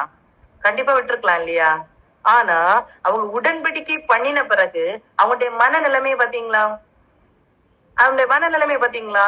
எந்த மேன்மையும் எங்களுக்கு வேண்டாம், நாங்க உங்க கரத்துல இருக்கிறோம், நீங்க உங்களுக்கு மனசுல எப்படி படுதோ அதே மாதிரி எங்களை செய்யுங்க, எங்க ஜீவன் மாத்திரம் தப்பிக்கணும், எங்க ஜீவன் மாத்திரம் தப்பிக்கணும்னு சொன்னாங்க இல்லையா? இந்த தாட் நமக்குள்ளால இருக்குமானால், நாம் கர்த்தரை இப்படி நாம பற்றி கொள்வோமானால், கர்த்தரை தேடி கர்த்தரிடத்தில் தேடாதபடிக்கு கர்த்தரை தேடி நாம் வாழ்வோமானால், எந்த சூழ்நிலை வந்தாலும், எத்தனை சபிக்கப்பட்டவர்களா இருந்தாலும், எத்தனை சாபங்கள் நமக்கு மேல இருந்தாலும், எத்தனை பாவங்கள் நமக்கு மேல இருந்தாலும், எல்லாவற்றையும் சிலுவையில சுமந்து தீர்த்த தேவன் நமக்காக எழுப்பி நிற்பார், நமக்காக எழுப்பி நிற்பார். அது நிச்சயம் நிச்சயம் நிச்சயம். நம்ம எவ்வளவு சாபத்துக்குள்ளால இருக்கலாம், எவ்வளவு பாவத்துக்குள்ளால இருக்கலாம், ஆனா கர்த்தரை நம்பி கர்த்தரை பிடித்து கொண்டு, கர்த்தாவே உம்முடைய சித்தத்துப்படி என்ன நடத்துங்க, நான் நம்பிக்கையா உங்ககிட்ட நான் அடிமையா இருக்கிறேன், நாம் கர்த்தருக்கு அடிமையா இருப்போமானால் கண்டிப்பா கர்த்தர் நமக்காக நிற்பார். யோசுவா வேணா நினைச்சிருக்கலாம், எங்களை ஏமாத்தினல்ல, நீ வேணா போய் என்ன செய்துக்கோ, யுத்தம் பண்ணிக்கோன்னு விட்டு இருந்திருக்கலாம் இல்லையா? ஆனா விடவே இல்லை, விடவே இல்லை. கர்த்தர் அனுமதிக்கல. அடுத்தது கர்த்தர் சொல்றத காரியத்தை பாருங்க. கர்த்தர் யோசுவாவை நோக்கி, அவர்களுக்கு பயப்படாயாக, உன் கைகளில் அவர்களை ஒப்பு கொடுத்தேன், அவர்களில் ஒருவரும் உனக்கு முன்பாக நிற்பதில்லை. கர்த்தர் இறங்கிட்டாரு. ஏன் கர்த்தர் இறங்கினாரு? ஒரு நாள் இந்த ஜனங்களை அழித்து போடுவேன் தானே சொன்னாரு, ஒரு நாள் குளவிகளை அழித்து முன்ன வச்சு அழிச்சு போடுவேன் தானே சொன்னாரு, ஒரு நாள் நான் தூதர்களை விட்டு அழித்து போடுவேன் தானே சொன்னாரு. ஆனா கர்த்தர் இன்னைக்கு இறங்கி நிக்கிறாரே அவங்களுக்காக, யோசுவாவை தெரிந்தெடுக்கிறாரே, யோசுவாவை தெரிந்தெடுக்கிறாரே. ஏன்? ஏன்? அவங்களுடைய இருதயம், கிபியோனுடைய இருதயம், அந்த இருதயம் தான் நமக்கு வேணும். நம்ம ஆண்டவர்கிட்ட கேட்கலாம், இந்த இருதயத்தை தாங்க ஆண்டவரே, எதையுமே எங்களுக்கு வேண்டாம் ஏசப்பா, நீங்க மட்டும் போதும், நம்மளால தைரியமா கேட்க முடியும்னா கர்த்தர் நமக்காக இறங்கி நிற்பார், கர்த்தர் நமக்காக இறங்கி நிற்பார். யாரையாவது கூட்டிட்டு வருவாரு நமக்காக. மனுஷனுடைய பலம், மனுஷனை தேடி நாம் போக தேவையில்லை, கர்த்தர் நமக்காக கொண்டு வந்து நிறுத்துவார். கர்த்தர் யோசுவா எழுப்புறாரு, கர்த்தர் யோசுவா எழுப்புறாரு பாருங்க. சொல்றாரு, யோசுவா கில்கால் இருந்து முழுவதும் நடந்து திடீரென்று அவர்கள் மேல் வந்து விட்டான். அவங்க மனசு எவ்வளவு மாறி, எவ்வளவு அந்த ஏமாத்துற நேரம் எவ்வளவு மனசு கோபமா இருந்திருக்கும் இல்லையா? நான் கர்த்தர்ட்ட கூட கேட்காம நான் இவங்க கூட உடன்படிக்கை பண்ணினேனே, இவ்வளவுத்துக்கு என்ன ஏமாத்தி போட்டாங்களேன்னு எவ்வளவு கோபம் இருந்திருக்கும். நமக்கு இருக்குமா இருக்காதா? என்ன இப்படி ஏமாத்தி போட்டாங்களேன்னு இருக்குமா இருக்காதா? கண்டிப்பா இருக்கும். அதன் மத்தியிலும் அவங்களுடைய இருதயத்தை பார்த்து மொத்தத்துல சேஞ்ச் ஆகுது. இதுதான் கர்த்தருடைய இருதயம். நினைவே பட்டண ஜனங்கள் அன்னைக்கு அழிக்கப்படும் போது எல்லாரும் ரெட்டுடுத்தி சாம்பல்ல இருந்து ஆண்டவரேன்னு கூப்பிட்டாங்களே, கர்த்தருடைய இருதயம் எப்படி மாறுச்சு? ஒரு ஆகாப் ராஜா, தன்னை விற்று போட்ட ராஜா, ஏசபேலுக்கு தன்னை விற்று போட்ட ராஜா, ஆனா அவரு ஆண்டவர்கிட்ட தன்னை அர்ப்பணிக்கும் போது சொல்லுவாரு, பாத்தியா ஆகாப் தன்னை எனக்கு முன்பாக தன்னை தாழ்த்தினதை பாத்தியாயா அப்படின்னு கேட்பாரு. அப்படி கர்த்தர் மன துருக்குகிற தேவனா. அப்படிப்பட்ட தேவன் கிட்ட அவர் சொல்றாரு, அப்படிப்பட்ட தேவன் கிட்ட நாம் நம்மளை ஒப்பு கொடுக்க ஏன் நம்மளால முடியல? இப்ப நம்ம எங்க குறைபட்டு இருக்கிறோம்? நம்ம கர்த்தரை உண்மையா நம்புகிறோமா? கர்த்தரை உண்மையா நம்பி இருந்தோம்னா நம்ம கண்டிப்பா என்ன செய்திருப்போம்? நம்ம கண்டிப்பா கர்த்தர்கிட்ட நம்ம ஒப்பு கொடுத்திருப்போம் இல்லையா? இப்ப பாருங்க, கர்த்தர் சொல்ற, கர்த்தரோ அவரை இஸ்ரவேலுக்கு முன்பாக கலங்க பண்ணினார், ஆகையால் அவர்களை கிபியோனில் மகா சங்கராமை மடங்கடித்து பெத்தோரோனுக்கு போகிற வழியிலே துரத்தி அசக்கா மட்டும் மக்கேதா மட்டும் முறியடித்தார்கள். இந்த இடம் வரைக்கும் அவங்களை முறியடிக்கிறாங்க. அடுத்தது பாருங்க, கர்த்தர் யுத்தம் செய்கிறத பாருங்க. சரி, யோசுவா இந்த காரியத்தை செஞ்சாரு, யோசுவா வச்சு செய்ய வைக்கிறாரு. அவர்கள் பெத்தோரோனில் இருந்து இறங்குகிற வழியிலே இஸ்ரவேலுக்கு முன்பாக ஓடி போகையில் அசக்கா மட்டும் ஓடுகிற அவர்கள் மேல் கர்த்தர் வானத்திலிருந்து பெரிய கற்களை விழப்பண்ணினார். யார் அவங்களுக்காக நிக்கிறாரு? கர்த்தர். அழித்து போடுவேன்னு சொன்னது கர்த்தர். ஆனா இன்னைக்கு கர்த்தர் அவங்களுக்காக நிற்கிறாரு. கர்த்தர் அவங்களுக்காக ஏன்? அந்த இருதயம், அந்த அர்ப்பணிக்கிற இருதயம் கிபியோனிற்குள்ளால இருந்துச்சு. கர்த்தரை நம்புகிற ஒரு இருதயம் அவங்களுக்குள்ளால இருந்துச்சு. எப்படியாவது ஜீவன் தப்பணும், நமக்கும் இந்த இருதயம் வேணும், எப்படியாவது அந்த மீட்பு மட்டும் போதும் ஆண்டவரே, அந்த ரட்சிப்பு மட்டும் போதும் ஆண்டவரே அப்படிங்கிற தாட் நமக்குள்ளால இருக்குமானால் ரட்சிப்பையும் தந்து நமக்காக யுத்தங்களையும் செய்கிற தேவன், ரட்சிப்பை மாத்திரம் தருகிற தேவன். அன்னைக்கு சாலோமன் கிட்ட சொன்னார் இல்லையா, நீ எதுனாலும் கேளு அப்படின்னு சொன்னார். சாலோமன் ஞானத்தை கேட்டார் இல்லையா, இந்த ஜனங்களை அரசாட்சி செய்கிற ஞானத்தை தாங்க. அப்போ கர்த்தருக்கு அது பிரியமா இருந்துச்சு. அந்த ஞானத்தையும் கொடுத்து என்ன சொன்னாரு, எல்லா சம்பவம் எல்லா காரியத்தையும் கொடுத்தாரு, எல்லாவற்றையும் கொடுத்தாரு. அப்படி கர்த்தர் என்ன செய்யறாருன்னா அப்படி எல்லாவற்றையும் அப்படி விசாலமா கொடுக்கிற தேவன் தான் நம்முடைய தேவன். நம்முடைய நம்பிக்கை யார் மேல், அதுதான் கர்த்தர் என்ன செய்யறாரு எதிர்பார்க்கிற. பாருங்க, கர்த்தர் வானத்திலிருந்து பெரிய கற்களை விளப்பணினார், அவர்கள் செத்தார்கள். இஸ்ரவேல் புத்திரர் பட்டயத்தால் கொஞ்சவர்களை பார்க்கிலும் கல்மனையினால் செத்தவர்கள் அதிகமாய் இருந்தார்கள். அப்ப யோசுவாவும் இஸ்ரவேல் ஜனங்களையும் விட ரொம்ப வைராக்கியமா நின்னது யாரு? கர்த்தர். இந்த ஜனங்களுக்காக ரொம்ப வைராக்கியமா நின்னது யாரு? கர்த்தர். கர்த்தர் என்ன செய்யறாரு, பெரிய கற்களை விழப்பண்ணி அவங்க இந்த யுத்தத்துல செத்தவங்களை விட கல்மலை பொழிந்து செத்தவர்கள் அதிகமா இருந்தார்கள். கல்மலை விழுந்து செத்தவர்கள் அதிகமா இருந்தார்கள். கர்த்தர் எமோரியரை இஸ்ரவேல் புத்திரருக்கு முன்பாக ஒப்பு கொடுக்கிற அந்நாளிலே யோசுவா கர்த்தரை நோக்கி பேசி, இப்ப யோசுவா என்ன செய்யறாரு, கர்த்தர் கிட்ட பேசுறாரு. அன்னைக்கு கேட்காம உடன்படிக்கை பண்ணினாரு, இன்னைக்கு கர்த்தர் கிட்ட கேக்குறாரு, கர்த்தரை நோக்கி பேசுறாரு. அப்போ கர்த்தர் என்ன சொல்றாரு, அவர்கிட்ட ஏதோ சொல்லியிருக்காரு அப்படிதானே. பேசும்போது ரெண்டு பேரும் பேசியிருப்பாங்க. பேசிட்டு இஸ்ரவேலின் கண்களுக்கு முன்பாக சொல்றாரு, சூரியனே நீ கிபியோன் மேலும், சந்திரனே நீ ஆயிலோன் பள்ளத்தாக்கின் மேலும் தரித்து நில்லுங்கள் என்றார். கர்த்தர் சொல்லல, இத சொன்னது யாரு? யோசுவா. கர்த்தர் சொல்லல, இத சொன்னது யாரு? யோசுவா. ஏன் யோசுவாவை கர்த்தர் தெரிந்தெடுக்கணும் இந்த மாதிரி காரியத்துக்கு? ஏன் யோசுவாவை தெரிந்தெடுக்கணும்? யோசுவா கிட்ட இந்த காரியத்தை சொல்லும் போது பாருங்க, நீங்க அடுத்த வசனத்தை பார்க்கும்போது இவர்கிட்ட இந்த காரியத்தை சொல்றேன். யோசுவா கிட்ட யோசுவா பேசுறாரு சூரியன் கிட்ட, நீ கிபியோன் மேலும் சந்திரனி நீ ஆயிலோன் மேலும் பள்ளத்தாக்கின் மேலும் தரித்து நில்லுங்கள் அப்படின்னு சொல்றாரு. அப்பொழுது ஜனங்கள் தங்கள் சத்துருக்களுக்கு நீதியை சரிக்கட்டும் மட்டும் சூரியன் தரித்தது. யோசிச்சு பாருங்க, அந்த இடத்துல ஏன் நிக்குது? சூரியனும் சந்திரனும் மாறாதபடிக்கு நிக்குது. அது ஓடிட்டே இருக்கும்ல. ஒரு நாளும் time and time wait for none, யாருக்கும் வெயிட் பண்ணாது. ஆனா இந்த இடத்துல சூரியனும் சந்திரனும் அந்த இடத்துலயே நிக்குது. ஏன்னா இந்த யுத்தம் மும்முரமா நடந்துட்டு இருக்குது. இரவு வரும்போது யுத்தம் என்ன செய்யணும்? ஸ்டாப் பண்ணப்படணும். திருப்பி புதுசா யுத்தம் நடக்கும் அடுத்த நாள். ஆனா இவங்க ஒரே அடியா அந்த சத்துருக்களை முறியடிக்கணும். இந்த ஒரே அடியா சத்துருக்களை முறியடித்தாதான் இந்த 5 ராஜாக்களை அவங்க ஒரே அடியா முறியடிக்க முடியும். அந்த முறியடிக்கும் போது யோசுவா என்ன செய்யறாரு, ஆண்டவரே நேரம் இருட்டுதே, என்ன பண்ண முடியும் அப்படின்னு சொல்லிட்டு கேட்கும் போது கர்த்தர் சொல்றாரு, நீ போய் சூரியன்ட்ட பேசு, நீ போய் சந்திரன்ட்ட பேசு அப்படின்னு சொல்றாரு. அவர் சூரியன்ட்ட பேசுற, சந்திரன்ட்ட பேசுற, நீ போய் சொல்லு. எவ்வளவு ஒரு அதிகாரத்தை கர்த்தர் கொடுக்கிறாரு யோசுவாவுக்கு, எவ்வளவு ஒரு அதிகாரத்தை கொடுக்கிறாரு. அவன் போய் சொல்றான், சூரியனே நீ நில்லு, சந்திரனே நீ நில்லு அப்படின்னு சொல்றாரு. அப்படியே அந்த யுத்தம் அன்னைக்கு ஃபுல்லா ஒரு நாள் முழுவதும் என்ன செய்யுது, அப்படியே நினைச்சா தொடர்ந்து அந்த சத்ருவை அடித்து போட்டார்கள். தொடர்ந்து அந்த சத்ருவை என்ன செய்தாங்க, நிர்மூலமாக்கி போட்டாங்க. ஏறக்குறைய பகல் முழுவதும் நடுவானத்தில் நின்றது. அப்பொழுது திருப்பி 13 verse, அப்பொழுது ஜனங்கள் தங்கள் சத்துருக்களுக்கு நீதியை சரிக்கட்டு மட்டும் சூரியன் தரித்தது, சந்திரனும் என்றது. இது யாசேரின் புஸ்தகத்தில் எழுதியிருக்கவில்லையா? அப்படியே சூரியன் அஸ்தமிக்க தீவிரிக்காமலும் ஏறக்குறைய ஒரு பகல் முழுவதும் நடுவானத்தில் நின்றது. அப்படியே நினைச்சுதான் பகல் நேரம் ஃபுல்லா ஒரு பகல் முழுவதும். நம்ம சொல்லுவாங்க அந்த டைம் கால்குலேஷன் பண்ணும்போது எசேக்கியா ராஜாவுடைய நாட்கள்ல அந்த பாகை 10 நிமிடம் பின்னால போச்சுல்ல, அதுவும் இதுவும் சேர்ந்து அந்த டைம்ல அந்த டைம்ல இவ்வளவு நேரம் குறைதான். அப்ப ஒரு மனிதனுடைய சொல்லை கேட்டு, இப்படி கர்த்தர் ஒரு மனிதனுடைய சொல் கேட்டு அந்நாளை ஒத்த நாள் அதற்கு முன்னும் இல்லை அதற்கு பின்னும் இல்லை. கர்த்தர் இஸ்ரவேலுக்காக யுத்தம் பண்ணினார். யார் யுத்தம் பண்ணினார்? கர்த்தர். யாருக்காக யுத்தம் பண்ணினார்? இஸ்ரவேலுக்காக. ஏன் இஸ்ரவேல்னு சொல்லப்பட்டிருக்கு? இஸ்ரவேலுக்கு கீழே இருந்த கிபியோனியர்கள் யார்கிட்ட உடன்படிக்கை பண்ணி கொண்டார்கள்? இஸ்ரவேல் ஜனங்களோடு உடன்படிக்கை, கர்த்தருடைய பிள்ளைகளோடு உடன்படிக்கை பண்ணி கொண்டார்கள். இப்படித்தான் நாம் கர்த்தரோடு உடன்படிக்கை பண்ணும் போது கர்த்தர் இப்படிப்பட்ட காரியங்களை செய்ய முடியும். நாம் கர்த்தரோடு உடன்படிக்கை பண்ணி கொள்ளும் போது கர்த்தருடைய காரியங்கள் அவ்வளவு கர்த்தர் வைராக்கியமாக நமக்கு நிற்பாரு.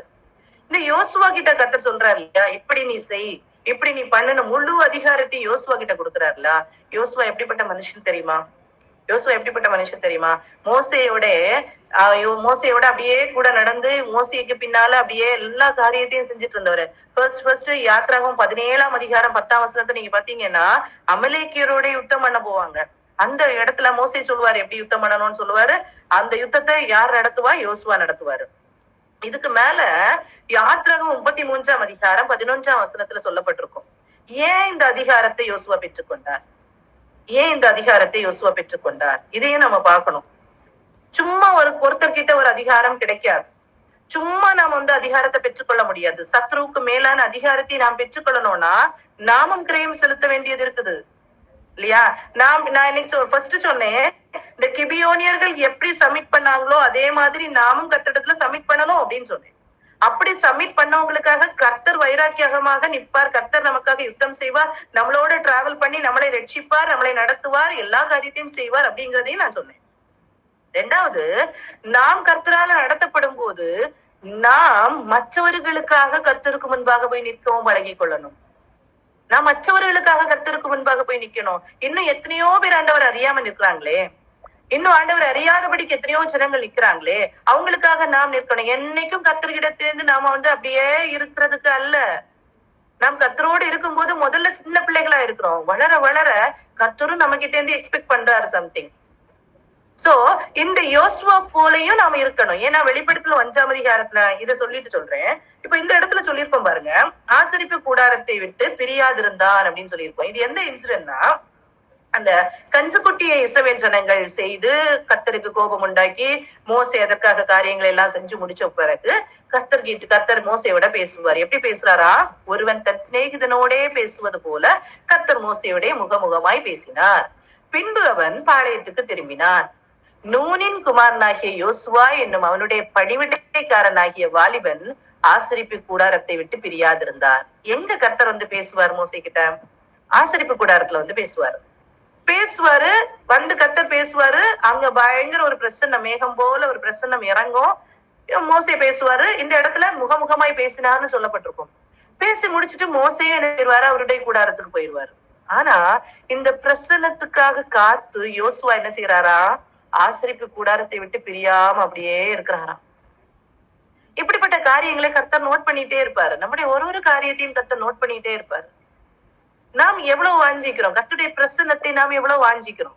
கர்த்தர் கண்டிப்பா நோட் பண்ணுவார் அந்த காரியங்களை. நாம் நினைக்கலாம் கர்த்தர் எதையுமே பார்க்கலன்னு. நம்ம ஒரு ஸ்டெப் மூவ் பண்றதையும் கர்த்தர் கவனித்து கொண்டே இருக்கிறார். ஒரு காரியத்தையும் நான் சொல்றேன் உங்களுக்கு, கணக்கு கர்த்தர் எப்படி கணக்கு வச்சிருக்காருங்கிற காரியத்தையும் நான் உங்களுக்கு சொல்லிக் கொடுக்குறேன். சொல்லிக் கொடுக்குறேன் பாருங்க, எப்படி கர்த்தர் கணக்கு வச்சிருக்கிறான்னு பாருங்க. அவ்வளவுத்துக்கு கர்த்தர் கணக்கு வைக்கிற தேவன், நம்மளை பார்த்து கொண்டே இருக்கிற தேவன். சரியா? அதே மாதிரி வேவு பார்க்க போற இடத்துல கூட யோசுவாவும் காலேபும் போறாங்க. அங்க துர்ச்செய்தியை 10 பேர் பரப்புற நேரத்திலையும் நல்ல செய்தியை காலேப் சொல்லுவாரு.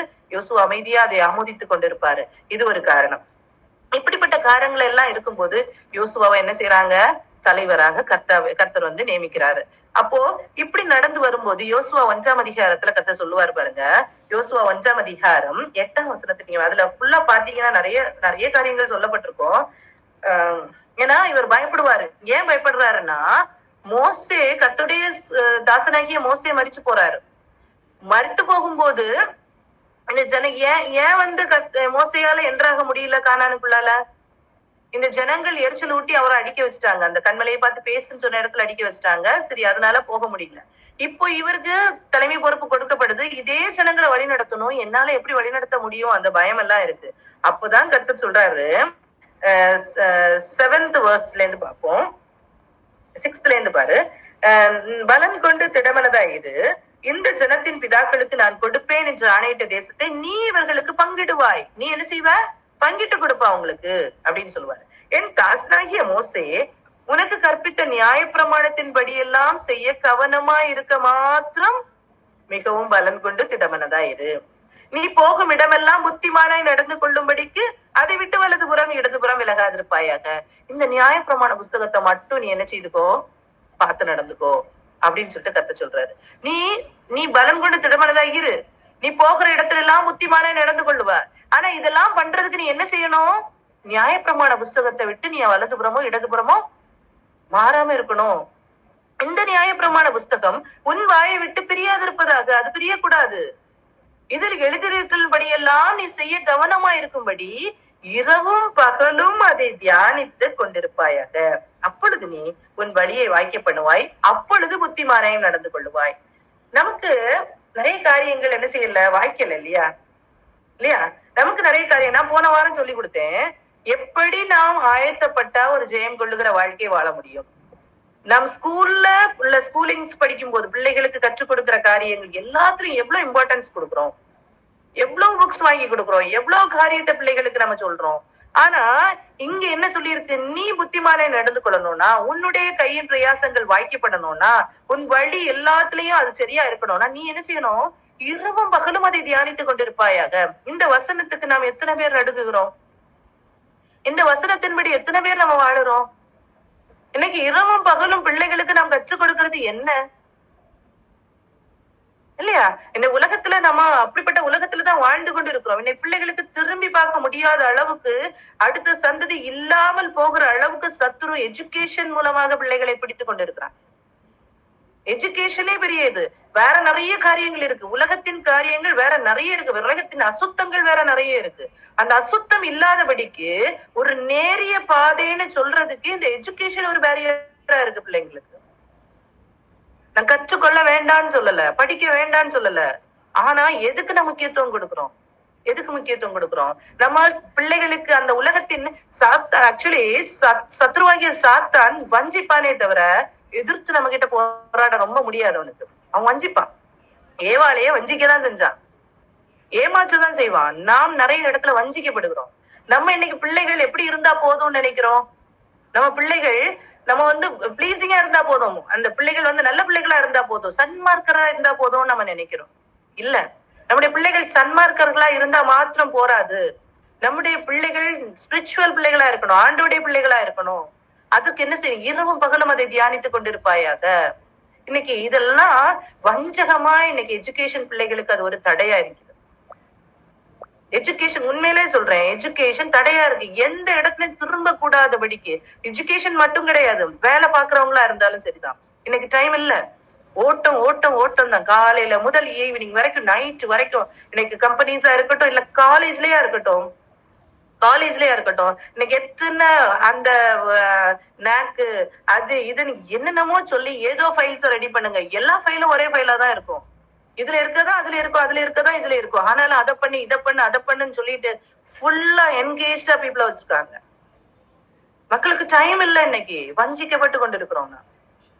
நான் உணர்வடையலைன்னா நான் வஞ்சிக்கப்பட்டு கொண்டிருக்கிறோம். இங்க வசனம் சொல்லுது, இரவும் பகலும் அதை தியானித்து கொண்டிருப்பாயாக, அப்பொழுது நீ உன் வழியை வாய்க்க பண்ணுவாய், அப்பொழுது புத்திமானாயும் நடந்து கொள்ளுவாய். அப்ப நாம் எப்படி நாம் புத்திமானாய் நடந்து கொள்ள முடியும்? நமக்கு தான் டைம் இல்லையே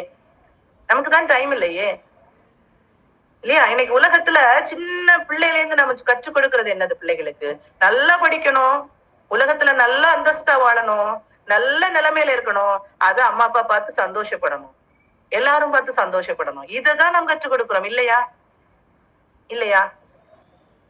அதுக்கு மேல நாம் கர்த்தரை சொல்லி கொடுக்கிறோமா? கர்த்தரை சொல்லி கொடுக்கலன்னா நம்ம தோத்து போயிருவோம். சத்துரு நம்மள அப்படி கவ்விட்டு போயிருவோம். நம்முடைய பிள்ளைகளை கவ்வி கொண்டு போயிருவான். அடுத்த ஜெனரேஷனுக்கு உண்மையிலே சொல்றேன், பைபிள்னா என்னன்னு தெரியல. அடுத்த ஜெனரேஷனுக்கு தெரியல, பைபிளை எடுக்கணுங்கிறது தெரியல. ஸ்கூல் பாடங்களை பிள்ளைங்க ஓபன் பண்ணி வச்சு படிக்கிறாங்க. ஒரு பைபிளை படிக்க கொடுத்து பாருங்க, படிக்கிறாங்களான்னு? படிக்க மாட்டாங்க. அதுக்கு பெற்றோர் கூடயே இருக்கணும். நல்லா படிக்கிற பிள்ளைகள் ஸ்கூல் பாடத்தை எடுத்து படிப்பாங்க, ஆனா இதை படிக்க மாட்டாங்க, படிக்கல.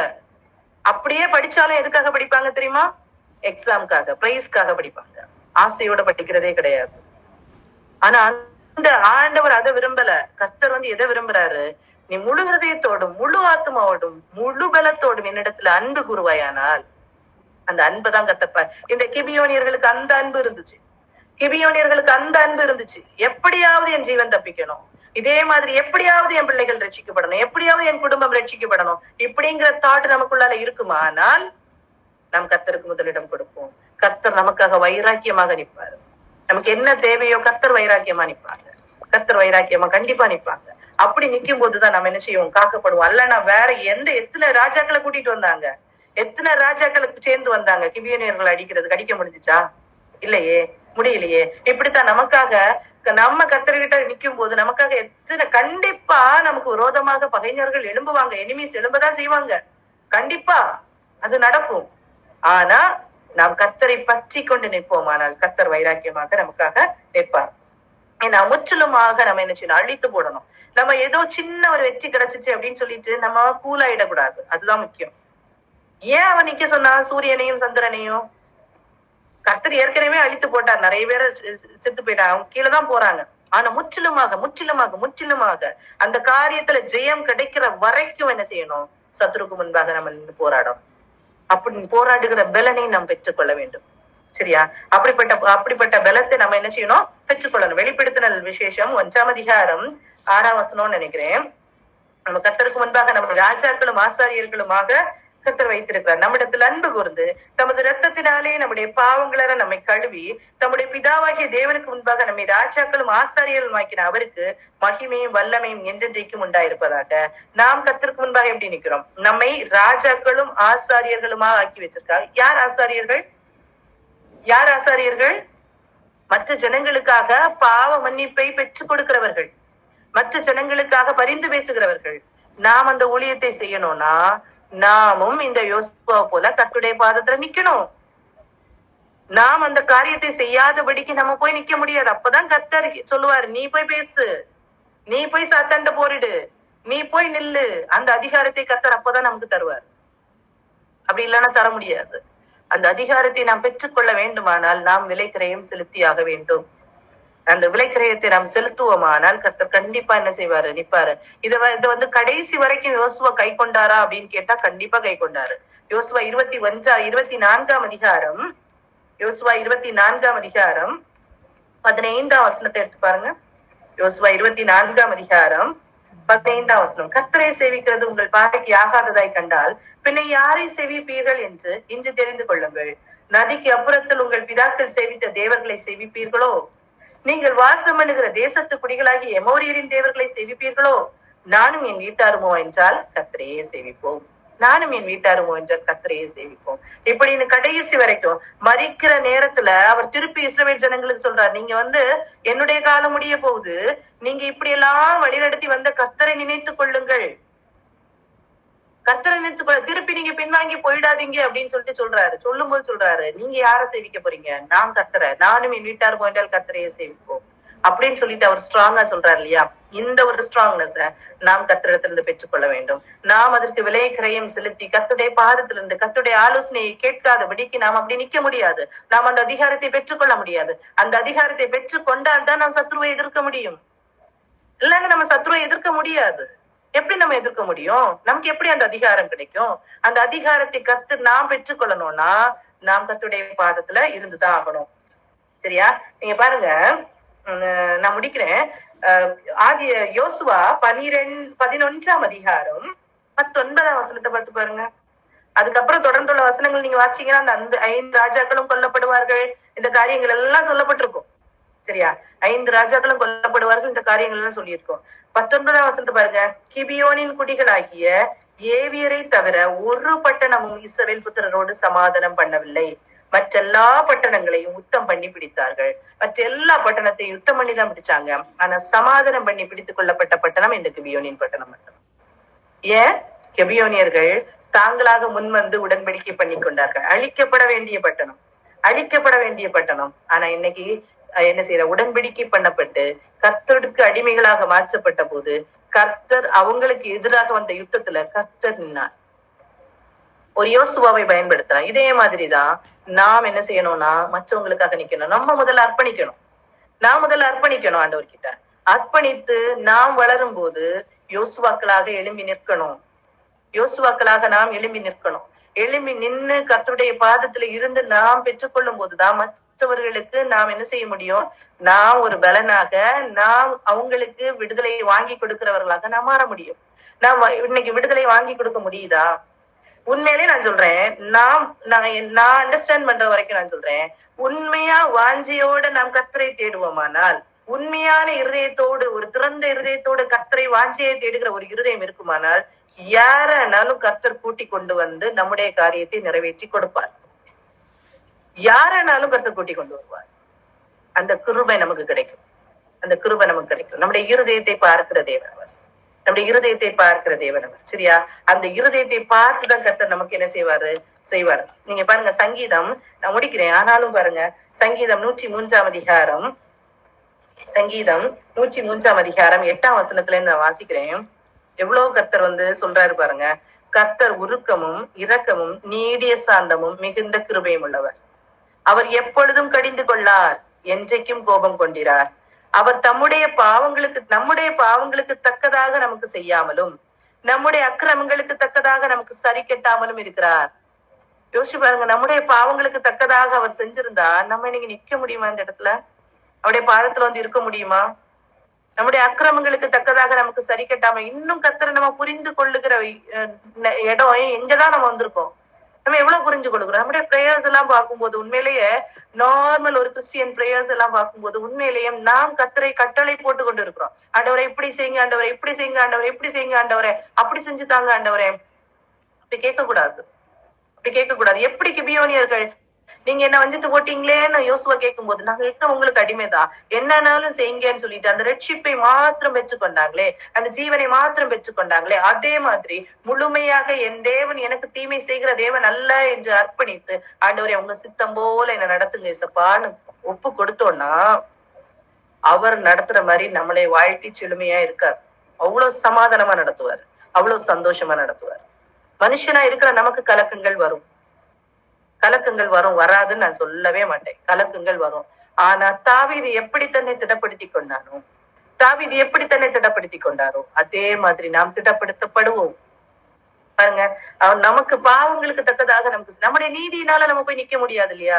நம்முடைய நீதி எல்லாம் கர்த்தருக்கு முன்பாக அழுக்கான கந்தையா இருக்கிறது. எப்படி நம்ம நிக்க முடியும்? அடுத்து சொல்றாரு, பூமிக்கு வானம் எவ்வளவு உயரமா இருக்கிறதோ அவருக்கு பயப்படுகிறவர்கள் மேல் அவருடைய கிருபை அவ்வளவு இதா இருக்கிறது. மேற்குக்கும் கிழக்கும் எவ்வளவு தூரமோ அவ்வளவு தூரமாய் அவர் நம்முடைய பாவங்களை நம்மை விட்டு விலக்கினார். நாம் கர்த்தரிடத்துல போய் நின்னோம்னா நம்முடைய பாவத்தை நம்மளை விட்டு அவர் அவ்வளவுத்துக்கு தூரமா விலக்கி போட்டார். தகப்பன் தன் பிள்ளைக்கு இறங்குகிறது போல கர்த்தர் தமக்கு பயந்தவர்களுக்கு இறங்குகிறார். அவர்கிட்ட பயபக்தியா பயந்து அவர்கிட்ட நாம் ஒப்பு கொடுப்போமானால் கர்த்தர் இறங்குகிறார். நம்முடைய உருவம் இன்னதென்று அவர் அறிவார். நாம் யாருன்னு அவருக்கு தெரியும். நம்மளை எப்படி நினைவு கூறுகிறாரா? நாம் மண்ணென்று நினைவு கூறுகிறார். ஆனாலும் அந்த மண்ணுல பொக்கிஷமாகிய பரிசுத்த ஆவியானவரை வைத்து நம்மளை நடத்துகிறார். யோசிச்சு பாருங்க எவ்வளவு மேன்மையா நடத்துறாருன்னு.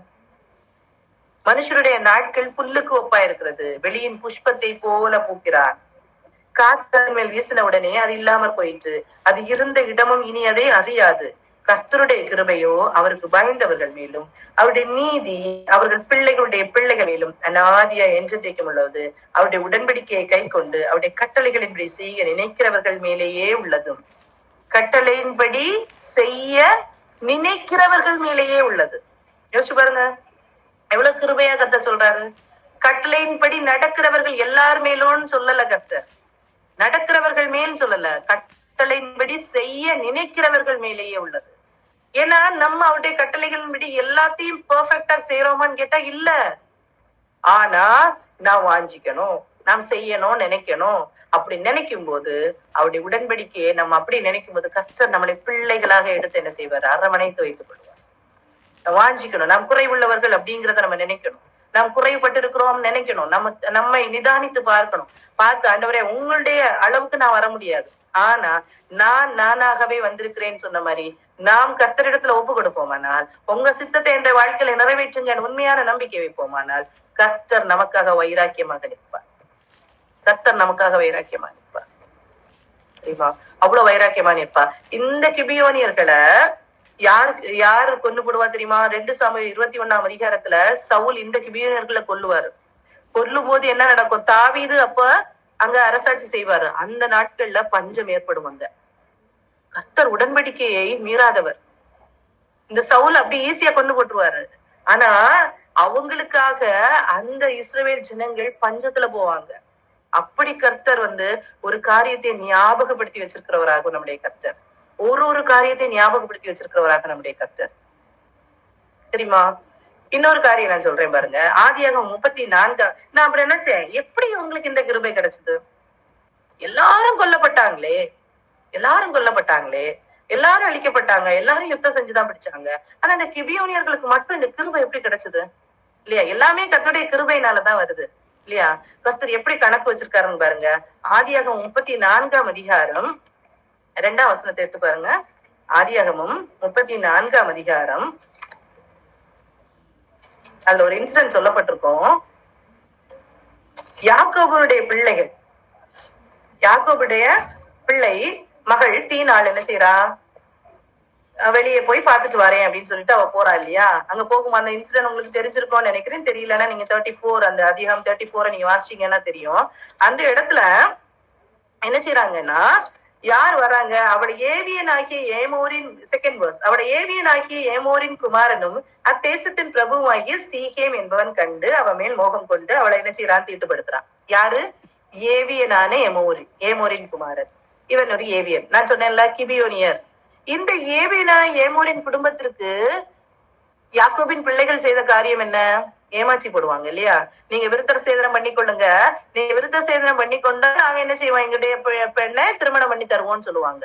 அவங்க விருத்தர சேதனம் பண்ணிக்கொண்டு நோவெடுத்து இருக்கிற நேரத்துல போய் கொண்டு போடுவாங்க. அவங்கள ஏமாச்சினாங்க இல்லையா? கர்த்தர் ஞாபகம் வச்சிருக்காரு பாருங்க. கிபியோனியர்களுக்கு ஒரு கிருபையை கொடுக்கிறாரு. இந்த ஏவியர்கள் தானே கிபியோனியர்கள் நம்ம படிச்சோம். இந்த ஏவியர்கள் தானே கிபியோனியர்கள்னு படிச்சோம். அந்த கிபியோனியர்களுக்கு அந்த கிருபை கிடைச்சிருக்கு பாருங்க. அந்த கிபியோனியர்களுக்கு அந்த கிருபையை கொடுத்திருக்காரு பாருங்க. கர்த்தர் கணக்கு வைக்கிற தேவன், கணக்கு வைத்திருக்கிற தேவன். எத்தனை தெரியுமா? அந்த எப்தா புஸ்தகத்தை வாசிச்சாலும் தெரியும். அந்த இடத்துல எல்லாம் சொல்லியிருப்பாங்க, அந்த எப்தாவுடைய காரியம் இதுல எல்லாம் சொல்லியிருப்பாங்க. 400 வருஷத்துக்கு முன்னாடி நடந்த காரியங்கள். அமலேக்கியர் அந்த என் ஜனங்களோடு என்ன செய்தாங்க? வாக்குவாதம் பண்ணாங்க. அவங்கதான் பிரச்சனை பண்ணாங்க. அவங்கள அழித்து போடணும். சாமுவேல் கிட்ட சொல்லுவாரு, சவுல் கிட்ட சொல்லுவாரு.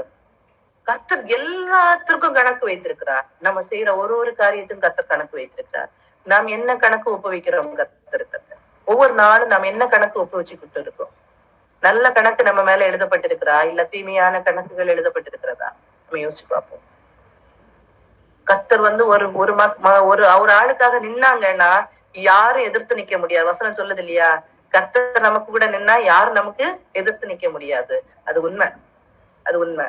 நம்முடைய வாழ்க்கையில நம்மளும் ஆராய்ந்து பார்ப்போம். நாம் கர்த்தர் இடத்துல நிற்போம். கர்த்தர் நமக்காக இந்த காரியங்களை என்ன செய்வாரு. இது ஒரு நீங்க வாசிச்சு பாருங்க. இந்த 9, 10 இந்த இது அதிகாரத்தை வாசிச்சு பாருங்க. இன்னும் அந்த எல்லா ராஜாக்களையும் எப்படி கொண்டாங்க, இந்த காரியங்கள் எல்லாம் அதுல சொல்லப்பட்டிருக்கும். அதுல ரொம்ப நமக்கு கற்றுக்கொள்ள வேண்டிய காரியம், கிபியோனியரை போல தம்மை தாழ்த்துக்கிற ஒரு இருதயம் வேணும். யோசுவாவை போல நியாயப்பிரமாண புஸ்தகத்தின்படி நடக்கிற ஒரு இருதயம் வேணும். அப்படிப்பட்ட இருதயத்தை நாம் பெற்றுக்கொள்வோமானால் நாமும் கர்த்தரால பாதுகாக்கப்படுவோம். மற்றவர்களுக்கு நாம் பாதுகாவலர்களா மாற முடியும். அப்படி நாம் நின்னாதான் வெற்றியுள்ள வாழ்க்கையை நாம் வாழ முடியும். அப்படி நாம் இருக்கும்போது கர்த்தர் நமக்காக யுத்தம் செய்வார். கர்த்தர் நமக்காக வைராக்கியம் பாரு. யோசிச்சு பாருங்க. அதை நீங்க திங்க் பண்ணி பாருங்க. எப்படி யோசுவாவால போய் ஒரு சூரியன்ட்ட நெல்லு, ஒரு சந்திரன்ட்ட நெல்லுன்னு சொல்ல முடியும்? அந்த அதிகாரத்தை எப்படி கர்த்தர் யோசுவா கிட்ட கொடுத்திருப்பாரு? நமக்கும் கர்த்தர் அந்த அதிகாரத்தை தருவாரு. சாத்தானுக்கு மேல அதிகாரத்தை நமக்கு தருவாரு. நான் போய் என்ன செய்யணும்? அவர்கிட்ட நிக்கணும். சரியா? ஜெபிக்கலாமா? ஜெபிப்போம். ஸ்தோத்திரம் கர்த்தாவே, ஸ்தோத்திரம் ராஜாவே, ஸ்தோத்திரம் தகப்பனே. அப்பா, உங்களுடைய அன்புக்காக ஸ்தோத்திரம் ராஜாவே, இரக்கத்துக்காக நன்றி ராஜாவே. அப்பாண்டவரே, எங்களுக்கு கற்று தந்தீங்களே தகப்பனே, எங்களுக்கு கற்றுக் கொடுத்தீங்களே தகப்பனே. அப்பாண்டவரே, எங்களுடைய குறைகளை நாங்க ஆராய்ந்து பார்க்க அப்பா எங்களுக்கு கிருபை தந்தீங்களே தகப்பனே. ஆண்டவரே, அத்திமரம் துளிர் விடாமல் போனாலும், திராட்சை செடியில் பலனற்று போனாலும் நாங்கள் கர்த்தருக்குள் மகிழ்ச்சியா இருப்பேன் என்று பாடினோமே ராஜாவே. அப்ப அதே போல கர்த்தாவே அப்பா, எங்களுடைய வாழ்க்கை இருக்கிறதாங்கிறத ஆண்டவரே நாங்க ஆராய்ந்து பார்க்கிற ஒரு இடமாக ஆண்டவரே, இந்த இடத்தை நீங்க தந்த கிருபைக்காக நன்றி செலுத்துகிறோம் தகப்பனே. உமக்கு நன்றி அப்பா.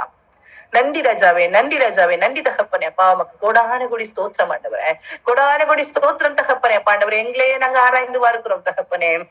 அப்பா உமக்கு நன்றி, அப்பா உமக்கு நன்றி, அப்பா உமக்கு நன்றி தகப்பனே. அப்பா எல்லாரும் ஆண்டவரத்துல கேட்போம். ஆண்டவரே, எங்களுடைய இருதயத்தை நாங்க திறந்து பார்க்கிற ஒரு இடமாக மாற்றுங்க ஆண்டவரே. எங்க இருதயத்தை திறந்து பார்க்கிறோம் ஆண்டவரே. அப்பா இப்படிப்பட்ட ஒரு இருதயத்தை எங்களுக்கு தாங்கப்பா. இந்த கிபியோனியர்கள் எப்படி யோசுவா கிட்ட கர்த்தருடைய பிள்ளைகள்கிட்ட தங்களுடைய வாழ்க்கையை அர்ப்பணித்தாங்களோ, அதே போல எப்படி உடன்படிக்கை பண்ணிக்கொள்ளணும், எங்களுடைய ஜீவன் மாத்திரம் தப்பிக்கொள்ள வேண்டும் என்று சொல்லி தங்களை அர்ப்பணித்தாங்களோ, அதே மாதிரி நாம் அர்ப்பணிக்கணும் அப்படிங்கிற இருதயத்தை தாங்க ஆண்டவரே. நம்ம ஆண்டவர்கிட்ட கேட்கலாமா? நம்ம ஆண்டவர்கிட்ட கேட்கலாமா? ஸ்தோத்திரம் கத்தாவே, ஸ்தோத்திரம் ராஜாவே. அப்பா உமக்கு நன்றி ராஜாவே, நன்றி தகப்பனே ஆண்டவரே. இந்த கிபியோனரை குறித்து கற்றுக்கொள்கிறதற்குள்ள கிருபைகளை தந்தீங்களே ராஜாவே, உமக்கு நன்றி தகப்பனே, நன்றி ராஜாவே. ஆண்டவரே நாங்க எவ்வளவு குறைபட்டு இருக்கிறோம் அப்பா, எவ்வளவு இடத்துல ஆண்டவரை உண்மை நம்பாதபடிக்கு தகப்பனே, முழுமையாக உம்மிடத்துல நாங்க அர்ப்பணிக்க கூடாதபடிக்கு தகப்பனே, எங்களுடைய வாழ்க்கை ஆண்டவரை இருக்கிறதே ராஜாவே. ஆண்டவரே அப்பா நாங்க கர்த்தரை தேடுகிறோமா இல்ல கர்த்தரிடத்தில் தேடுகிறோமாப்பா ஆண்டவரே, உண்மை தேடுகிறோமா, உண்மை நேசிக்கிறோமா, இல்ல உம்மிடத்தின் கையிலிருந்து என்ன கிடைக்கும் நாங்க பார்த்து கொண்டு இருக்கிறோமா தகப்பனே ஆண்டவரே. அப்பா ஆண்டவரே எங்களுக்கு தெளிவான ஒரு இருதயத்தை அப்பா எங்களுக்கு தருவீராக ராஜாவே, தெளிவான ஒரு இருதயத்தை தருவீராக ராஜாவே. அப்பா அறியாமையில் இருந்த நாட்கள்ல நீர் மரியாதைவரை போல் இருந்தீரே தகப்பனே. அப்பா நானும் அப்பா இப்ப அறிய செய்திருக்கிறீரே தகப்பனே. இந்த இருதயத்தை வாஞ்சியோடு கேட்கிற ஒவ்வொருவருக்கும் ஆண்டவரே இந்த இருதயத்தை நீர் கட்டளை இடுவீராக ராஜாவே. அப்பா உமக்கு நன்றி தகப்பனே, நன்றி தகப்பனே. வாஞ்சையுள்ள ஆத்துமாக்களை ஆண்டவரே அப்பா நீ நிரப்புகிற தேவன் அல்லவோ, வாஞ்சையுள்ள ஆத்துமாக்களுக்காக நீர் வைராக்கியம் பாராட்டுகிற தேவன் அல்லவோ, நீர் கத்தாவே அப்பா வாஞ்சையுள்ள ஆத்துமாக்களை அப்பா எதிர்பார்த்து நிற்கிற தேவன் அல்லவோ தகப்பனே. அப்பா ஒவ்வொருடைய இருதயத்தையும் ஆண்டவரே அப்பா இந்த இருதயத்தை கொடுப்பீராக, ஒரு புதிய இருதயத்தை கொடுப்பீராக ராஜாவே, ஒரு புதிய இருதயத்தை கொடுப்பீராக தகப்பனே. அப்பா உமக்கு நன்றி, நன்றி ராஜாவே, நன்றி தகப்பனே. உமக்கு கொடான குடி ஸ்தோத்திரம் தகப்பனே ஆண்டவரே. கல்லான இருதயம் ஆண்டவரே அப்ப ஒரு களங்கமுள்ள இருதயம் தகப்பனே, அப்ப பெற்றுக்கொள்ள வேண்டும் என்ற இருதயம் மாத்திரம் எங்களிடத்துல இருக்குமானால ஆண்டவரே அந்த இருதயத்தை எடுத்து போடுங்க தகப்பனே, அந்த இருதயத்தை எடுத்து போடுங்க தகப்பனே. அந்த இருதயம் எங்களுக்கு வேண்டாம் ராஜாவே ஆண்டவரே. அப்பா உம்முடைய ரட்சிப்பு மாத்திரம், உம்முடைய மீட்பு மாத்திரம் எங்களுக்கு வேணும். அதை குறித்ததான ஒரு வைராக்கியமான வாஞ்சியப்பா எங்களுக்குள்ளால நீங்க தாருங்க தகப்பனே. புதிய இருதயத்தை தாருங்கப்பா, புதிய இருதயத்தை தாருங்கப்பா. உமக்காக உம்முடைய பிள்ளைகளுக்காக நிற்கணுங்கிற வைராக்கியத்தை தருவீராக ராஜாவே. இரவும் பகலும் உம்முடைய வேதத்துல ஆண்டவரே தியானிக்கிற ஒரு பிள்ளையாக ஆண்டவரே, ஒரு பிள்ளைகளாக எங்களை மாற்றுவீராக ஆண்டவரே. எங்க பிள்ளைகளும்ப்பா ஆண்டவரே அப்படிப்பட்ட பாதையில வழி நடத்தப்படணுமே ராஜாவே. நாங்க குறைவுபட்டு இருக்கிறோமே தகப்பனே, அப்பா நாங்க குறைவுபட்டு இருக்கிறோமே தகப்பனே ஆண்டவரே. அப்பா கிருபையாக நீங்க இறங்குவீராக ராஜாவே, கிருபையாக நீங்க இறங்குவீராக தகப்பனே, கிருபையாக இறங்குவீராக ராஜாவே. அப்பா உமக்கு நன்றி, நன்றி தகப்பனே, நன்றி ராஜாவே, நன்றி தகப்பனே. அப்படி ஒரு இருதயத்தை நீ தருவீராக தகப்பனே, அப்படி ஒரு இருதயத்தை தருவீராக தகப்பனே. வாஞ்சியோடு இடத்துல கேட்கிற ஒவ்வொருவருக்கும் அந்த இருதயத்தை கொடுப்பீராக தகப்பனே. ஒவ்வொரு குடும்பத்தின் பிள்ளைகளுக்கு அந்த ஆண்டவரே அந்த இருதயத்தை கொடுப்பீராகப்பா.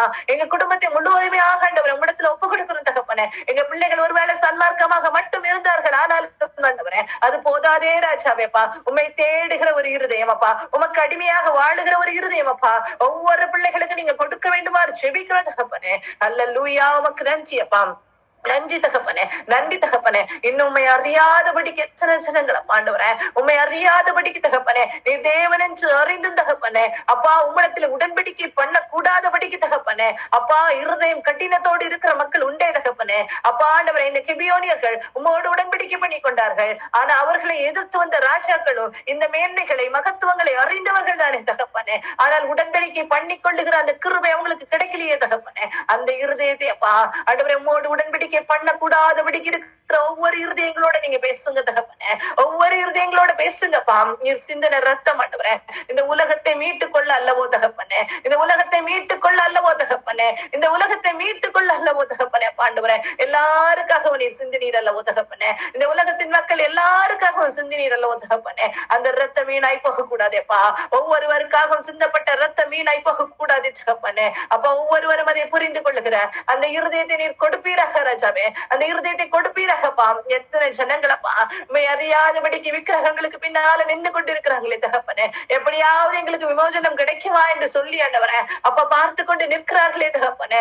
ஒவ்வொருவருக்கும் விடுதலை கொடுங்கப்பா, அவங்க கண்கள் துறக்கப்படட்டும் தகப்பனே. உம்மோடு உடன்படிக்கை பண்ணிக்கொள்ளுகிற ஒரு இருதயத்தை கொடுப்பீராக ராஜாவே ஆண்டவரே. உமோடு உடன்படிக்கை பண்ணிக்கொள்ளட்டும்பா, உமோடு உடன்படிக்கை பண்ணிக்கொள்ளட்டும் தகப்பனே, உமோடு உடன்படிக்கை பண்ணிக்கொள்ளட்டும் தகப்பனேப்பா. அப்படி ஒரு இருதயம் வேணுமே ராஜாவே, அது ஒரு கிருபை அல்லவோ தகப்பனே. கிபியோனியர் பெற்றுக்கொண்ட ஒரு கிருபை அல்லவோ தகப்பனே. ஒரு நாள் இழப்பை கண்டாலும் இன்னொரு நாள் அந்த கிருபை கிடைத்ததேப்பா, அந்த மீட்பு கிடைத்ததே தகப்பனேப்பா. அந்த மீட்பை ஒவ்வொருவரும் பெற்றுக்கொள்ளணுமே தகப்பனே. அப்பா எத்தனை ஜனங்கள் அழிந்திருப்பார்கள் தகப்பனே. அப்பா ஆண்டவரே எத்தனை ஜனங்கள் அழிந்திருப்பார்கள் தகப்பனே. அழிந்தாலும் ராஜாவே ஆண்டவரே இந்த இடத்துல தகப்பனே நீங்க கத்தாவேப்பா அப்பா எங்கள் முன்னால வைத்திருக்கிற ஒரு மக்களுக்காக நாங்க செபிக்கிறோம் தகப்பனே. அப்பா கிறிஸ்தவர்கள் என்று சொல்லிக் கொண்டு ஆண்டவரே உம்மோடு உடன்படிக்கை பண்ணாதவர்கள் உண்டு ராஜாவே ஆண்டவரே. உண்மை அறியாததுனால ஆண்டவரே உண்மையோட உடன்படிக்கை பண்ணாதவர்கள் உண்டு தகப்பனே. தகப்பனே ஆண்டவரே. அப்பா எப்படிப்பட்ட மக்களாக இருந்தாலும் ஆண்டவரே உமோடு உடன்படிக்கை பண்ணி கொள்ளுகிற ஒரு இருதயத்தை கொடுப்பீராகப்பா. உமக்கு பயப்படுகிற ஒரு இருதயத்தை கொடுப்பீராகப்பா. உமக்கு பயப்படுகிற இருதயத்தை கொடுப்பீராக ராஜாவே.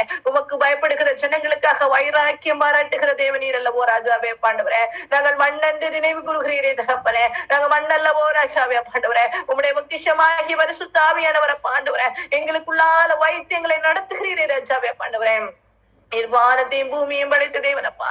ஆனாலும் கர்த்தாவே பாண்டவரே எங்களுடைய முழுமையான அன்பை நீர் எதிர்பார்க்கிறீரே தகப்பனே. அந்த முழுமையான அன்புக்காக ஏங்குகிறீரே தகப்பனே. இதை ஒவ்வொருவரும் புரிந்து கொள்ளட்டும் ராஜாவே பாண்டவரே. அப்பா நீங்க சிலுவையிலப்பா எங்களுக்காக அப்பா எங்களுக்காக ரத்தத்தை சிந்தினீங்களே ராஜாவேப்பா. இந்த அன்பை புரிந்து கொள்ளாத எத்தனை ஜனங்களப்பா. அப்பா ஆண்டவர் அந்த அன்பை புரிந்து கொள்ளாத படிக்கப்பா எங்களுடைய தேவைகளை ஆண்டவரே அப்பா தேவைகளுக்காக மாத்திரம் உம்மிடத்துல நாங்க வருவோமானால் தகப்பனே ஆண்டவரே. தேவைகளுக்காக மாத்திரம் இடத்துல வருவோமானால் தகப்பனே எத்தனைக்கு தகப்பனேப்பா ஆண்டவரே. நாங்க ஆண்டவரே பாக்கியம் இல்லாத ஜனங்களாக ஆண்டவரே அழிந்து போகிற ஜனங்களாக இருப்போம் தகப்பனே ஆண்டவரே. அப்பா உம்முடைய சித்தத்துக்கு ஒப்பு கொடுக்கிற பிள்ளைகளாக எங்களை மாற்றுவீராக தகப்பனே. அப்பா உமக்கு நன்றி அப்பா. நன்றி தகப்பனே. அதே போல தகப்பனே உண்மை அறிந்து கொண்ட ஜனங்கள் நாங்க தகப்பனே. அப்பா எங்களிடத்துல அப்பா இந்த பிரேயர்ல இருக்கிற ஒவ்வொருத்தையும் அப்பா கண்டிப்பா யாராவது சொல்லியிருப்பாங்கப்பா எங்களுக்காக ஜெபித்துக் கொள்ளுங்கன்னு சொல்லியிருப்பாங்களே தகப்பனே. எங்களுக்காக ஜெபித்துக் கொள்ளுங்கன்னு சொல்லியிருப்பாங்களே தகப்பனே. அப்பா அப்படிப்பட்ட ஒவ்வொரு மக்களாக நாங்களும் யோசுவாவை போல நிற்கணுமே தகப்பனே. யோசுவாவை போல நிற்கணுமே தகப்பனே. அப்பா நியாய பிரமாண புஸ்தகத்தை விட்டு தகப்பனே ஆண்டவரை வலதுபுறமும் இடதுபுறமும் சாயாத ஒரு இருதயம் ஆண்டவரே மனுஷனை ஆண்டவரே பிரியப்படுத்த காரியம் அல்ல தகப்பனே. உம்மை பிரியப்படுத்துகிற ஒரு வாழ்க்கையப்பா. உம்முடைய சத்தியத்தை சத்தியமாக சொல்லுகிற வாழ்க்கையப்பா ஆண்டவரே. இப்படிப்பட்ட ஆண்டவரே அந்த பொறுப்பை நீர் யாருக்கெல்லாம் கொடுத்திருக்கீங்களோ தகப்பனே அந்த பொறுப்பை செய்யப்பா நீர் கிருபை கொடுப்பீராக ராஜாவே. அப்பா உம்மோடு கர்த்தாவே ஐக்கியப்பட்டு நிற்கும் போது தகப்பனே அப்பா ஆண்டவரே எத்தனை விதமான சத்துருக்கள் வந்தாலும் தகப்பனே அவர்களுக்கு மேலாக ஆண்டவரே நிற்கிறதற்குள்ள அவர்களுக்கு மேலாக எதிர்த்து நிற்கிறதற்குள்ள அதிகாரத்தை யோசுவா பெற்றுக் கொண்டது போல அப்ப உம்மோடு பேசி அந்த அதிகாரத்தை பெற்றுக் கொண்டது போல நாங்களும் உம்மோடு பேசி அந்த அதிகாரத்தை பெற்றுக்கொள்ளப்பா நீர் கிருபை தாருங்க ராஜாவே. அநேக நேரத்துல நாங்க ஆண்டவரே விழுந்து போகிறோம் தகப்பனே. அநேக நேரத்துல உங்களுடைய பாதத்துல நாங்க இல்ல தகப்பனே. அப்ப எங்களிடத்துல எத்தனையோ பேர் ஆண்டவரே ஜெபிக்க கேட்கிறாங்க தகப்பனே. ஜெபித்துக் கொள்ளுங்கன்னு சொல்றாங்க தகப்பனே. ஆனா நாங்க தகுதி உள்ளவர் அநேக நேரத்துல இல்ல தகப்பனே ஆண்டவரே. அப்பா அப்படிப்பட்ட இருதயத்தை தாருங்க ராஜாவே. அப்படிப்பட்ட அதிகாரத்தை நாங்க உம்மிடத்திலிருந்து கிரயம் செலுத்தி பெற்றுக்கொள்ளப்பா கிருபை தாருங்க ராஜாவே. உம்மிடத்திலிருந்து ஆண்டவரேப்பா கிருபையாக அந்த அதிகாரத்தை நாங்க பெற்றுக்கொள்ளுகிறோம்ப்பா. கிருபையாக பெற்றுக்கொள்ளுகிறோம் தகப்பனே. அப்பா உண்மை நம்பி இருக்கிற ஒவ்வொருவருக்கும் அந்த அதிகாரத்தை கொடுத்திருக்கிறேன்னு நீங்க சொல்லியிருக்கீங்க தகப்பனேப்பா. சொல்லியிருக்கீங்க ராஜாவே ஆண்டவரே. அப்பா சர்ப்பங்களையும் தேள்களையும் மிதிக்கிறதுக்குள்ள அதிகாரத்தை பெற்றிருக்கிறோம் தகப்பனே. ஆனாலும் அப்பா அவருடைய பாதத்துல இருந்து தகப்பனே அதை ஆண்டவர் அதிகாரத்தோடு செயல்படுத்த கூடாதபடிக்கு ஆண்டவரே அப்பா தயங்கி கொண்டிருக்கிறோம் தகப்பனே. உம்முடைய பலன் எங்களுக்குள்ளால வரட்டும்ப்பா. உம்முடைய பலன் எங்களுக்குள்ளால வரட்டும் தகப்பனே. நாங்களும் உம்மோடு நின்று தகப்பனே சத்ருவை ஜெயிக்கிறதுக்குள்ள பலனை தருவீராகப்பா. சத்ருக்களை ஜெயிக்கிறதுக்குள்ள பலனை தருவீராக தகப்பனே. அப்படிப்பட்ட பலனை நாங்க பெற்றுக்கொள்ளப்பா. அப்படிப்பட்ட பலனை நாங்க பெற்றுக்கொள்ளப்பா. கிருபை தர வேண்டுமா ஜெபிக்கிறோம் தகப்பனே. அல்லேலூயா. உமக்கு நன்றி ராஜாவே. நன்றி ராஜாவே. எங்களுடைய ஆண்டவரே ஒவ்வொரு நாளும் ஆண்டவரே அப்பா தினசரி வாழ்க்கையிலப்பா எத்தனை சத்துருக்கள் எங்களுக்கு விரோதமாக வருகிறார்கள் தகப்பனே. எத்தனை பேர் அப்பா எங்களுக்கு பின்வாக ஆண்டவரே அணிவகுத்து வருகிறார்கள் தகப்பனே. ஆனாலும் ராஜாவேப்பா உம்முடைய பலனால ஒவ்வொருவரையும் ஜெயிக்கிறதற்குள்ள பலனை தருகிறீரேப்பா ஆண்டவரே. எங்களுடைய ஆவிக்குடைய கண்களை திறக்கிறீரே தகப்பனே. அப்படி ஒவ்வொருடைய இருதயத்தை திறப்பீராக ராஜாவே. திறப்பீராக தகப்பனேப்பா. ஒவ்வொருடைய இருதயம் திறக்கப்படட்டும் ராஜாவே. ஒவ்வொருடைய இருதயம் திறக்கப்பட்டு தகப்பனே. அப்படிப்பட்ட இருதயத்தை நீர் கொடுப்பீராக தகப்பனே. கொடுப்பீராக ராஜாவே ஆண்டவரே. நீங்க எங்களுக்காக யுத்தம் செய்கிற தேவனப்பா. நீர் எங்கள் கூட இருந்து எங்களை ரட்சிக்கிற தேவனப்பா. முடிவு பரியந்தம் நிலைத்து நிற்பவரை ரட்சிக்கப்படுவார் என்று வசனம் சொல்லுதே தகப்பனே. அந்த வசனத்துக்கு ஏற்றபடியப்பா நாங்க உங்க கூட டிராவல் பண்ணாப்பா. உங்க கூட ஆண்டவரை நடக்க கிருபை தருவீராகப்பா. எங்க கூட நடக்கிற தேவன் ஒவ்வொரு நாளும் எங்களை ரட்சிப்பின் பாதையில வழி நடத்தி ஒவ்வொரு நாளும் எங்களுக்கு விரோதமாக வருகிற சத்துருக்களை அப்பா ஜெயிக்கிறதற்குள்ள பலனையும் தந்து எங்களை பாதுகாக்கிற தேவன் அல்லவோ ராஜாவே ஆண்டவரே. எங்களுக்காக வைராக்கியம் பாராட்டுகிற தேவன் நீர் தகப்பனே. எங்களுக்காக வைராக்கியம் பாராட்டுகிற தேவன் நீர் தகப்பனே. உண்மை முற்றிலுமாக நாங்க நம்புகிற அந்த ஒரு இருதயம் எங்களுக்கு வேணும்பா.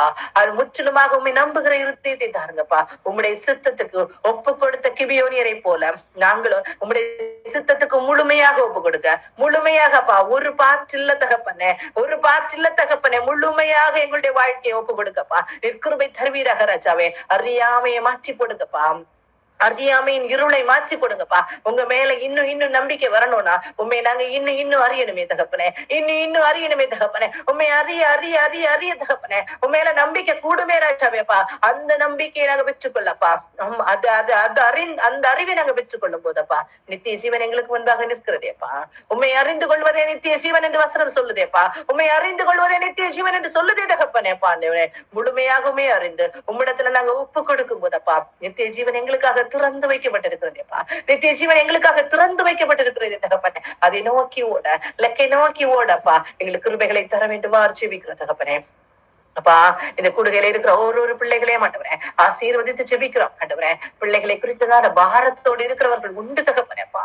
பிள்ளைகளுக்கு எப்படியாவது விடுதலை கிடைக்காதா, எப்படியாவது எங்க பிள்ளைகள் ஆண்டவரோடு வரமாட்டாங்களானப்பா பாரத்தோடு வந்தவர்கள் உண்டு தகப்பனேப்பா ஆண்டவரே. உண்டு ராஜாவே ஆண்டவரே. அப்பா பிள்ளைகளை உம்மிடத்துல ஒப்பு கொடுக்கிற இடத்துல ஆண்டவரே நாங்க எங்க தவறு இருந்தாலும் தகப்பனே எங்களை மன்னிப்பீராக ராஜாவே பாடரே, மன்னிப்பீராகப்பா. ஒரு நாளப்பா சத்ருவாகி அந்த கூட்டத்துக்கு கூடால இருந்த ஏவியர் அல்லவோ தகப்பனே, இந்த கிபியோனியர்கள் அல்லவோ தகப்பனே. அப்பா ஆண்டவரே அவர்களுக்கு விரோதமாக நின்ற தேவன் நீர் அல்லவோ தகப்பனே. ஆனாலும் தகப்பனே உம்மிடத்துல அர்ப்பணிக்கும் போது தகப்பனே அப்பா உங்களுக்காக வைராக்கியம் பாராட்டின தேவன் அப்பா. இந்த இடத்துல நாங்க யாரெல்லாம் அர்ப்பணிக்கிறோமோ எங்க குடும்பத்தின் பிள்ளைகளை நாங்க அர்ப்பணிப்போம். ஆனால் தகப்பனே எங்க பிள்ளைகளுக்காக வைராக்கியம் பாராட்டுகிற தேவன் நீர் தகப்பனே பாடுவேன். அந்த நம்பிக்கையோட எங்க பிள்ளைகளை உம்மிடத்துல நாங்க அர்ப்பணிக்கிறோம் தகப்பனே. எங்க ஜெனரேஷன்ஸ் அர்ப்பணிக்கிறோம் தகப்பனே. எங்க ஜெனரேஷன்ஸ பாடுவேன். உண்மை அறியணும் தகப்பனே, உண்மை அறியணும் தகப்பனே. வஞ்சிக்கப்பட்டு போக கூடாதப்பா. கடைசி காலத்துல சத்ரு வஞ்சிப்பானே தகப்பனே. அப்ப தெரிந்து கொள்ளப்பட்டவர்களை வஞ்சிப்பானே தகப்பனே. அப்ப அந்த வஞ்சனையை நாங்க புரிந்து கொள்ள அப்ப அந்த ஆவிகளை பகுத்தறிகிற அறிவை எங்களுக்கு தருவீராக ராஜாவே பாண்டவரே. உமக்கு நன்றி ராஜாவே, நன்றி தகப்பனேப்பா. இங்க கூடி இருக்கிற ஒவ்வொருவரும் பல்வேறு விதமான ஆண்டவரை தேவைகளோடு வந்திருக்கலாம் தகப்பனே. அப்ப எல்லா தேவைகளுக்கும் மேலாகப்பா உண்மை தேடும் போதப்பா, உம்முடைய வசனத்தை தேடும் போதப்பா எது எது தேவையோ ஏற்ற நேரத்துலப்பா நீர் கொடுத்து ஆண்டவரை அழகு பார்க்கிற தேவன் நீர் தகப்பனே. ஏற்ற நேரத்துல ஆண்டவரை அப்பா நீர் கொடுத்து அழகு பார்க்கிற தேவனப்பா. மற்றவர்களுக்கு முன்பாக சாட்சியாக வைக்கிற தேவன் தகப்பனே பாண்டவரே. மற்றவர்களுக்கு முன்பாக சாட்சியாக நடத்துகிற தேவனை பாண்டவரே. எங்களே ஆண்டவரே ஒரு வனாந்திரமான பாதையில நீ நடத்துவீரானால் தகப்பனே அந்த வனாந்திரத்துல நடக்கிறவர்களுக்குப்பா நாங்க ஆறுதலாக இருக்க முடியும் தகப்பனே பாண்டவரே. அப்படிப்பட்ட பாதையில நடத்துகிற தேவனை பாடுவரே, எங்களுக்கு கற்றுக் கொடுக்கிற தேவனை பாடுவரே. வனாந்திரத்துல கைவிடுகிற தேவன் இல்ல தகப்பனேப்பா. எல்லாருக்கும் ஒரு வனாந்திர பாதை உண்டே ராஜாவே, எல்லாருக்கும் ஒரு வனாந்திர பாதை உண்டே தகப்பனே. அந்த வனாந்திர பாதையில பாடுவரே நீ கைவிட்டு போகிற தேவன் அல்ல தகப்பனே, விட்டுட்டு போகிற தேவன் இல்ல தகப்பனே பாடுவரே. உண்மையே சார்ந்து கொள்ளப்பா, உண்மையே பற்றி கொள்ள தகப்பனே. அப்பா நீ கிருபைகளை தருவீராக ராஜாவே. உம்முடைய சத்தத்தை கேட்டு உம்முடைய சொல்லை கேட்டா பாண்டவரே வழி நடத்துகிற ஆண்டவரே அந்த இருதயத்தை மாத்திரம் தாங்க தகப்பனே. அந்த இருதயத்தை மாத்திரம் தாங்கப்பா. வந்திருக்க ஒவ்வொரு பிள்ளைகளுக்கும் என்னென்ன ஆசீர்வாதங்கள் தேவையோப்பா நீங்க கொடுங்க ராஜாவே பாண்டவரே. சாபத்துக்குள்ளால இருந்த கிபியோனியர்களப்பா, பாவத்துக்குள்ளால இருந்த கிபியோனியர்களப்பா, உம்மாலாண்டவரை எதிர்க்கப்பட்டிருந்த குபியோனியர்கள் தகப்பனே அப்பா தங்களை அர்ப்பணித்த போது பாண்டவரே அவர்களுக்காக வைராக்கியம் பாராட்டின தேவன் நீர் அல்லவோ ராஜாவே. அவர்களுக்காக வைராக்கியம் பாராட்டின தேவன் அல்லவோ தகப்பனே. எங்களுடைய சாபத்தையும் எங்களுடைய பாவத்தையும் சிலுவையில சுமந்த தேவன் நீர் அல்லவோ ராஜாவேப்பா. சிலுவையில சுமந்த தேவன் நீர் அல்லவோ தகப்பனே ஆண்டவரே. அந்த சிலுவையை நாங்க நோக்கி பார்க்கிறோம் அப்பா. அதுல இருந்து வடிகிற ஒரு ரத்தமும் ஆண்டவரே அப்ப எங்களுக்காக சிந்தப்பட்டது தகப்பனே ஆண்டவரே. அந்த ரத்தத்துக்குள்ள வருகிற ஒவ்வொருவருக்கும் தகப்பனே விடுதலை உண்டு ராஜாவே, விடுதலை உண்டு தகப்பனே. அந்த ரத்தத்துக்குள்ள ஒவ்வொருவரும் வரட்டும் தகப்பனே, ஒவ்வொருவரும் வரட்டும் தகப்பனே. அந்த நம்பிக்கைக்குள்ள அது வரட்டும் தகப்பனே. ஒவ்வொருவரும் வாயை திறந்து அப்பா இந்த ரத்தம் எங்களுக்காக சிந்தப்பட்டது, இந்த ரத்தத்தின் மூலமாக எங்களுடைய பாவங்கள் சாபங்கள் எல்லாம் அகற்றப்பட்டது என்று சொல்லட்டும் ராஜாவே பாண்டவரே. நீர் வைராக்கியம் பாராட்டுகிற தேவனப்பா, நீர் வைராக்கியம் பாராட்டுகிற தேவனப்பா. யுத்தம் செய்கிற தேவன் தகப்பனே பாண்டவரே. எங்களுக்காக நிற்கிற தேவன் தகப்பனே. அந்த நம்பிக்கையை நாங்க பெற்றுக்கொண்டப்பா, அந்த நம்பிக்கையை நாங்க பெற்றுக்கொண்டப்பா வரத்தோட பாண்டவரே. உங்களுடைய சமூகத்துல ஆண்டவரே உண்மை அறியாத ஜனங்களுக்காக நிற்க ஆண்டவரே. எங்களுக்கு கிருபைகளை தாருங்க தகப்பனே பாண்டவரே. இந்த நாட்கள் ஆண்டவரே அப்பா ஆண்டவரே இந்த மாதங்கள்லாம் தகப்பனே அதிகமாக தகப்பனே பாண்டவரே அந்நிய தேவர்களின் பாண்டவரே அப்பா ஆண்டவரே ஆராதனைகளும் கூட்டங்களும் அதிகமாக நடந்து கொண்டிருக்கிறதேப்பா, அதிகமாக நடந்து கொண்டிருக்கிறதேப்பா. எத்தனை ஜனங்களை பாண்டவரே அப்பா கண்கள் மூடப்பட்டவர்களாக பாண்டவரே அந்த விக்கிரங்களுக்கு முன்பாக நின்று கொண்டு தகப்பனே தங்களை வருத்தி கொண்டு நிற்கிறார்களே தகப்பனே அப்பா. தங்களுடைய உடம்பை வருத்தி கொண்டு இருக்கிறார்களே தகப்பனே பாண்டவரே. ஆண்டவரே. நீர் அதை கேட்கலையே தகப்பனே. அப்படிப்பட்ட காரியத்தை நீர் சொல்லலையே ராஜாவே ஆண்டவரே. ஆனா உம்மிடத்துல செவி சார்க்க மனதில்லாதபடிக்கப்பா அறியாமையாயே இருள் அடைக்கப்பட்டிருக்கிறதே தகப்பனே. கண்கள் அடைக்கப்பட்டிருக்கிறதேப்பா. இருதயம் கல்லாகி போயிருக்கிறதே தகப்பனே ஆண்டவரே. எங்களுக்கு வழியாக இருந்த தேவனப்பா, எங்களுடைய ஆண்டவரே வழியாக இருந்த தேவனப்பா ஆண்டவரே, நீர் தகப்பனேப்பா அந்த மக்களுக்கு ஆண்டவரே வழியாக வாழ்வாக மாறுங்க ராஜாவே ஆண்டவரே. அப்பா எப்படியாவது அந்த ஜனங்கள் உண்மை அறிந்து கொள்ளணுமே தகப்பனே. அதுக்குள்ள இருதயத்தை கொடுப்பீராகப்பா. எத்தனை இடத்துல சுவிசேஷங்கள் அறிவிக்கப்படுகிறது தகப்பனே. ஆனா அந்த சுவிசேஷத்தை ஏற்றுக்கொள்ளப்பட்ட ஆண்டவரே இருதயம் இல்லாதபடிக்கு இருக்கிறார்களே தகப்பனே. அந்த இருதயத்தை கொடுப்பீராகப்பா ஆண்டவரே. கிருபையாக ஆண்டவரே, கிருபையாக நாங்க பெற்றுக்கொண்டோம் அப்பா. கிருபையாக நாங்க பெற்றுக்கொண்டோம் தகப்பனே. ஒருவேளை நாங்களும் ஆண்டவரே அந்நிய தேவர்களை ஆண்டவரே வழிபடுகிற ஒரு குடும்பத்துல பிறந்திருப்போம். ஆனால் தகப்பனே நாங்கள் எப்படி இருந்திருப்போம் ராஜாவே ஆண்டவரே. எங்களுக்கு இந்த வழி கிடைத்திருக்காதே தகப்பனே. இந்த பொக்கிஷம் எங்களுக்கு கிடைத்திருக்கிறாதே தகப்பனே ஆண்டவரே. அந்த பொக்கிஷத்தை பெற்றுக்கொண்ட நாங்கள் தகப்பனே அந்த மக்களுக்காகவும் தகப்பனே பரிதபிக்க கடமைப்பட்டு இருக்கிறோமே ராஜாவே ஆண்டவரே. அந்த மக்கள் உண்மை அறிந்து கொள்ள, உண்மை தெரிந்து கொள்ள ஆண்டவரே அப்பா கிருபை தாங்க ஆண்டவரே. எங்க குடும்ப மக்கள் ஆண்டவரே உண்மை அறிந்திருந்தும் ரோமர் 1:21 சொல்லப்பட்டது போல உண்மை தேவன் என்று அறிந்திருந்தும் உண்மை மகிமைப்படுத்தாமலும் உண்மை ஸ்தோத்திரியாமலும் இருக்கிற எங்கள் மக்கள் உண்டு தகப்பனே. எங்க குடும்பத்தின் பிள்ளைகள் உண்டு தகப்பனே ஆண்டவரே. அப்பா ஆண்டவரே அவருடைய இருதயம் இருளடைந்து போகுமேப்பா. சிந்தனைகள் வீணாய் போகுமே தகப்பனே. அப்படி போகாதபடிக்கு காத்துக் கொள்வீராகப்பா. எங்க குடும்பத்தையும் காத்துக் கொள்வீராகப்பா. எங்க குடும்பத்தின் ஒவ்வொரு பிள்ளைகளையும் காத்துக் கொள்வீராகப்பா. வருகையில நாங்க ஒருவர் கூட ஆண்டவரை கைவிடப்படக்கூடாது தகப்பனே. அப்பா இந்த குடுகையில இருக்கிற ஒரு குடும்பத்துல உள்ள ஒரு மக்களும் கைவிடப்படக்கூடாது தகப்பனே. அப்படியாக ஆண்டவரை இந்த கிபியோனியர்கள் எப்படி அர்ப்பணித்தார்களோ அது போல அர்ப்பணிக்கிற ஒரு இருதயம் அப்பா எங்களுக்கு வேணும் ராஜாவே. தரப்போற அன்புக்காக நன்றி தகப்பனே. தொடர்ந்து தகப்பனே தொடர்ந்து அடுத்த வாரம் நாங்க இந்த இடத்துல கூடுகிற வரைக்கும் தகப்பனே இந்த இருதயம் ஆண்டவரை இந்த வசனம் ஆண்டவரை உள்ளுக்குள்ளாக கிரியை செய்யட்டோப்பா. இருதயத்துல உண்மை வாஞ்சிக்கட்டோப்பா. உண்மை அர்ப்பணிக்கிற இருதயத்தை ஆண்டவரை கேட்டு பெற்றுக்கொள்ளட்டும் தகப்பனே. அதுக்குள்ள கிருபைகளை தருவீராக தகப்பனே. தாழ்த்துக்கிறோப்பா, ஒப்பு கொடுக்குறோம் ஆண்டவரை. இந்த வசனம் ஆண்டவரை கிரியை செய்யட்டும் தகப்பனே. கிருபையாக இருங்குங்க ராஜாவே. தாழ்த்துக்கிறோம். இப்ப ஜெபத்தை ஏற்றுக்கொள்ள நல்ல பிதாவே, ஆமென். எல்லாரும் சேர்ந்து சொல்லலாம். என் ஆத்துமாவே கர்த்தரை ஸ்தோத்திரி, என் முழு உளமே அவருடைய பரிசுத்த நாமத்தை ஸ்தோத்திரி. என் ஆத்துமாவே கர்த்தரை ஸ்தோத்திரி, கர்த்தர் செய்த சகல உபகாரங்களை மறவாதே. ஆமென், ஆமென். பைபிள்ல சொல்லப்பட்டிருக்கிற காரியங்கள் ஒவ்வொன்றும் அது சும்மா சொல்லப்பட்ட காரியம் அல்ல. நமக்கு எக்ஸாம்பிளா சொல்லப்பட்ட காரியங்கள், கடைசி காலத்துல இருக்கிற நாம் ஃபாலோ பண்றதுக்காக சொல்லப்பட்ட காரியங்கள். நம்முடைய வாழ்க்கையிலும் சின்ன சின்ன காரியங்களுக்கு கர்த்தருக்கு நம்ம இடம் கொடுத்து பார்ப்போம். கர்த்தர் நமக்காக வைராக்கியம் பாராட்டுவார். நான் மற்றவர்களுக்கு சாட்சியாக அப்ப கண்டிப்பா நிக்க முடியும். அப்படிப்பட்ட காரியத்தை கர்த்தர் கண்டிப்பாக நமக்கு செய்வாரு. அந்த எண்ணத்தோடு, அந்த ஆறுதலோடு, அந்த திருப்தியோடு, அந்த வாஞ்சியோடு நாம் இருப்போமானால் கர்த்தர் கண்டிப்பாக நமக்காக நிற்பார். நாம் கர்த்தரை கேட்போம், எங்களையும் சாட்சிகளாக மாற்றுங்க ஆண்டவரே, எங்களை சாட்சிகளாக மாற்றுங்க ஆண்டவரே நம்ம கேட்போம். கேட்கும் போது கர்த்தர் கண்டிப்பாக நமக்காக நிற்பார். அந்த வைராக்கிய வாஞ்சியாக கர்த்தரை நாம் பின்பற்றுவோமானால் கர்த்தரும் நமக்காக வைராக்கியமாக நிற்பார். சரியா? அந்த எண்ணத்தோடு நம்ம இந்த ஒரு வாரத்தையும் நம்ம ஆண்டவர்கிட்ட சமர்ப்பிப்போம். அந்த இருதயத்தை நம்ம ஆண்டவர்கிட்ட கேட்போம். கர்த்தர் நம்மளை ஆசீர்வதிப்பாராக. ஆமென்.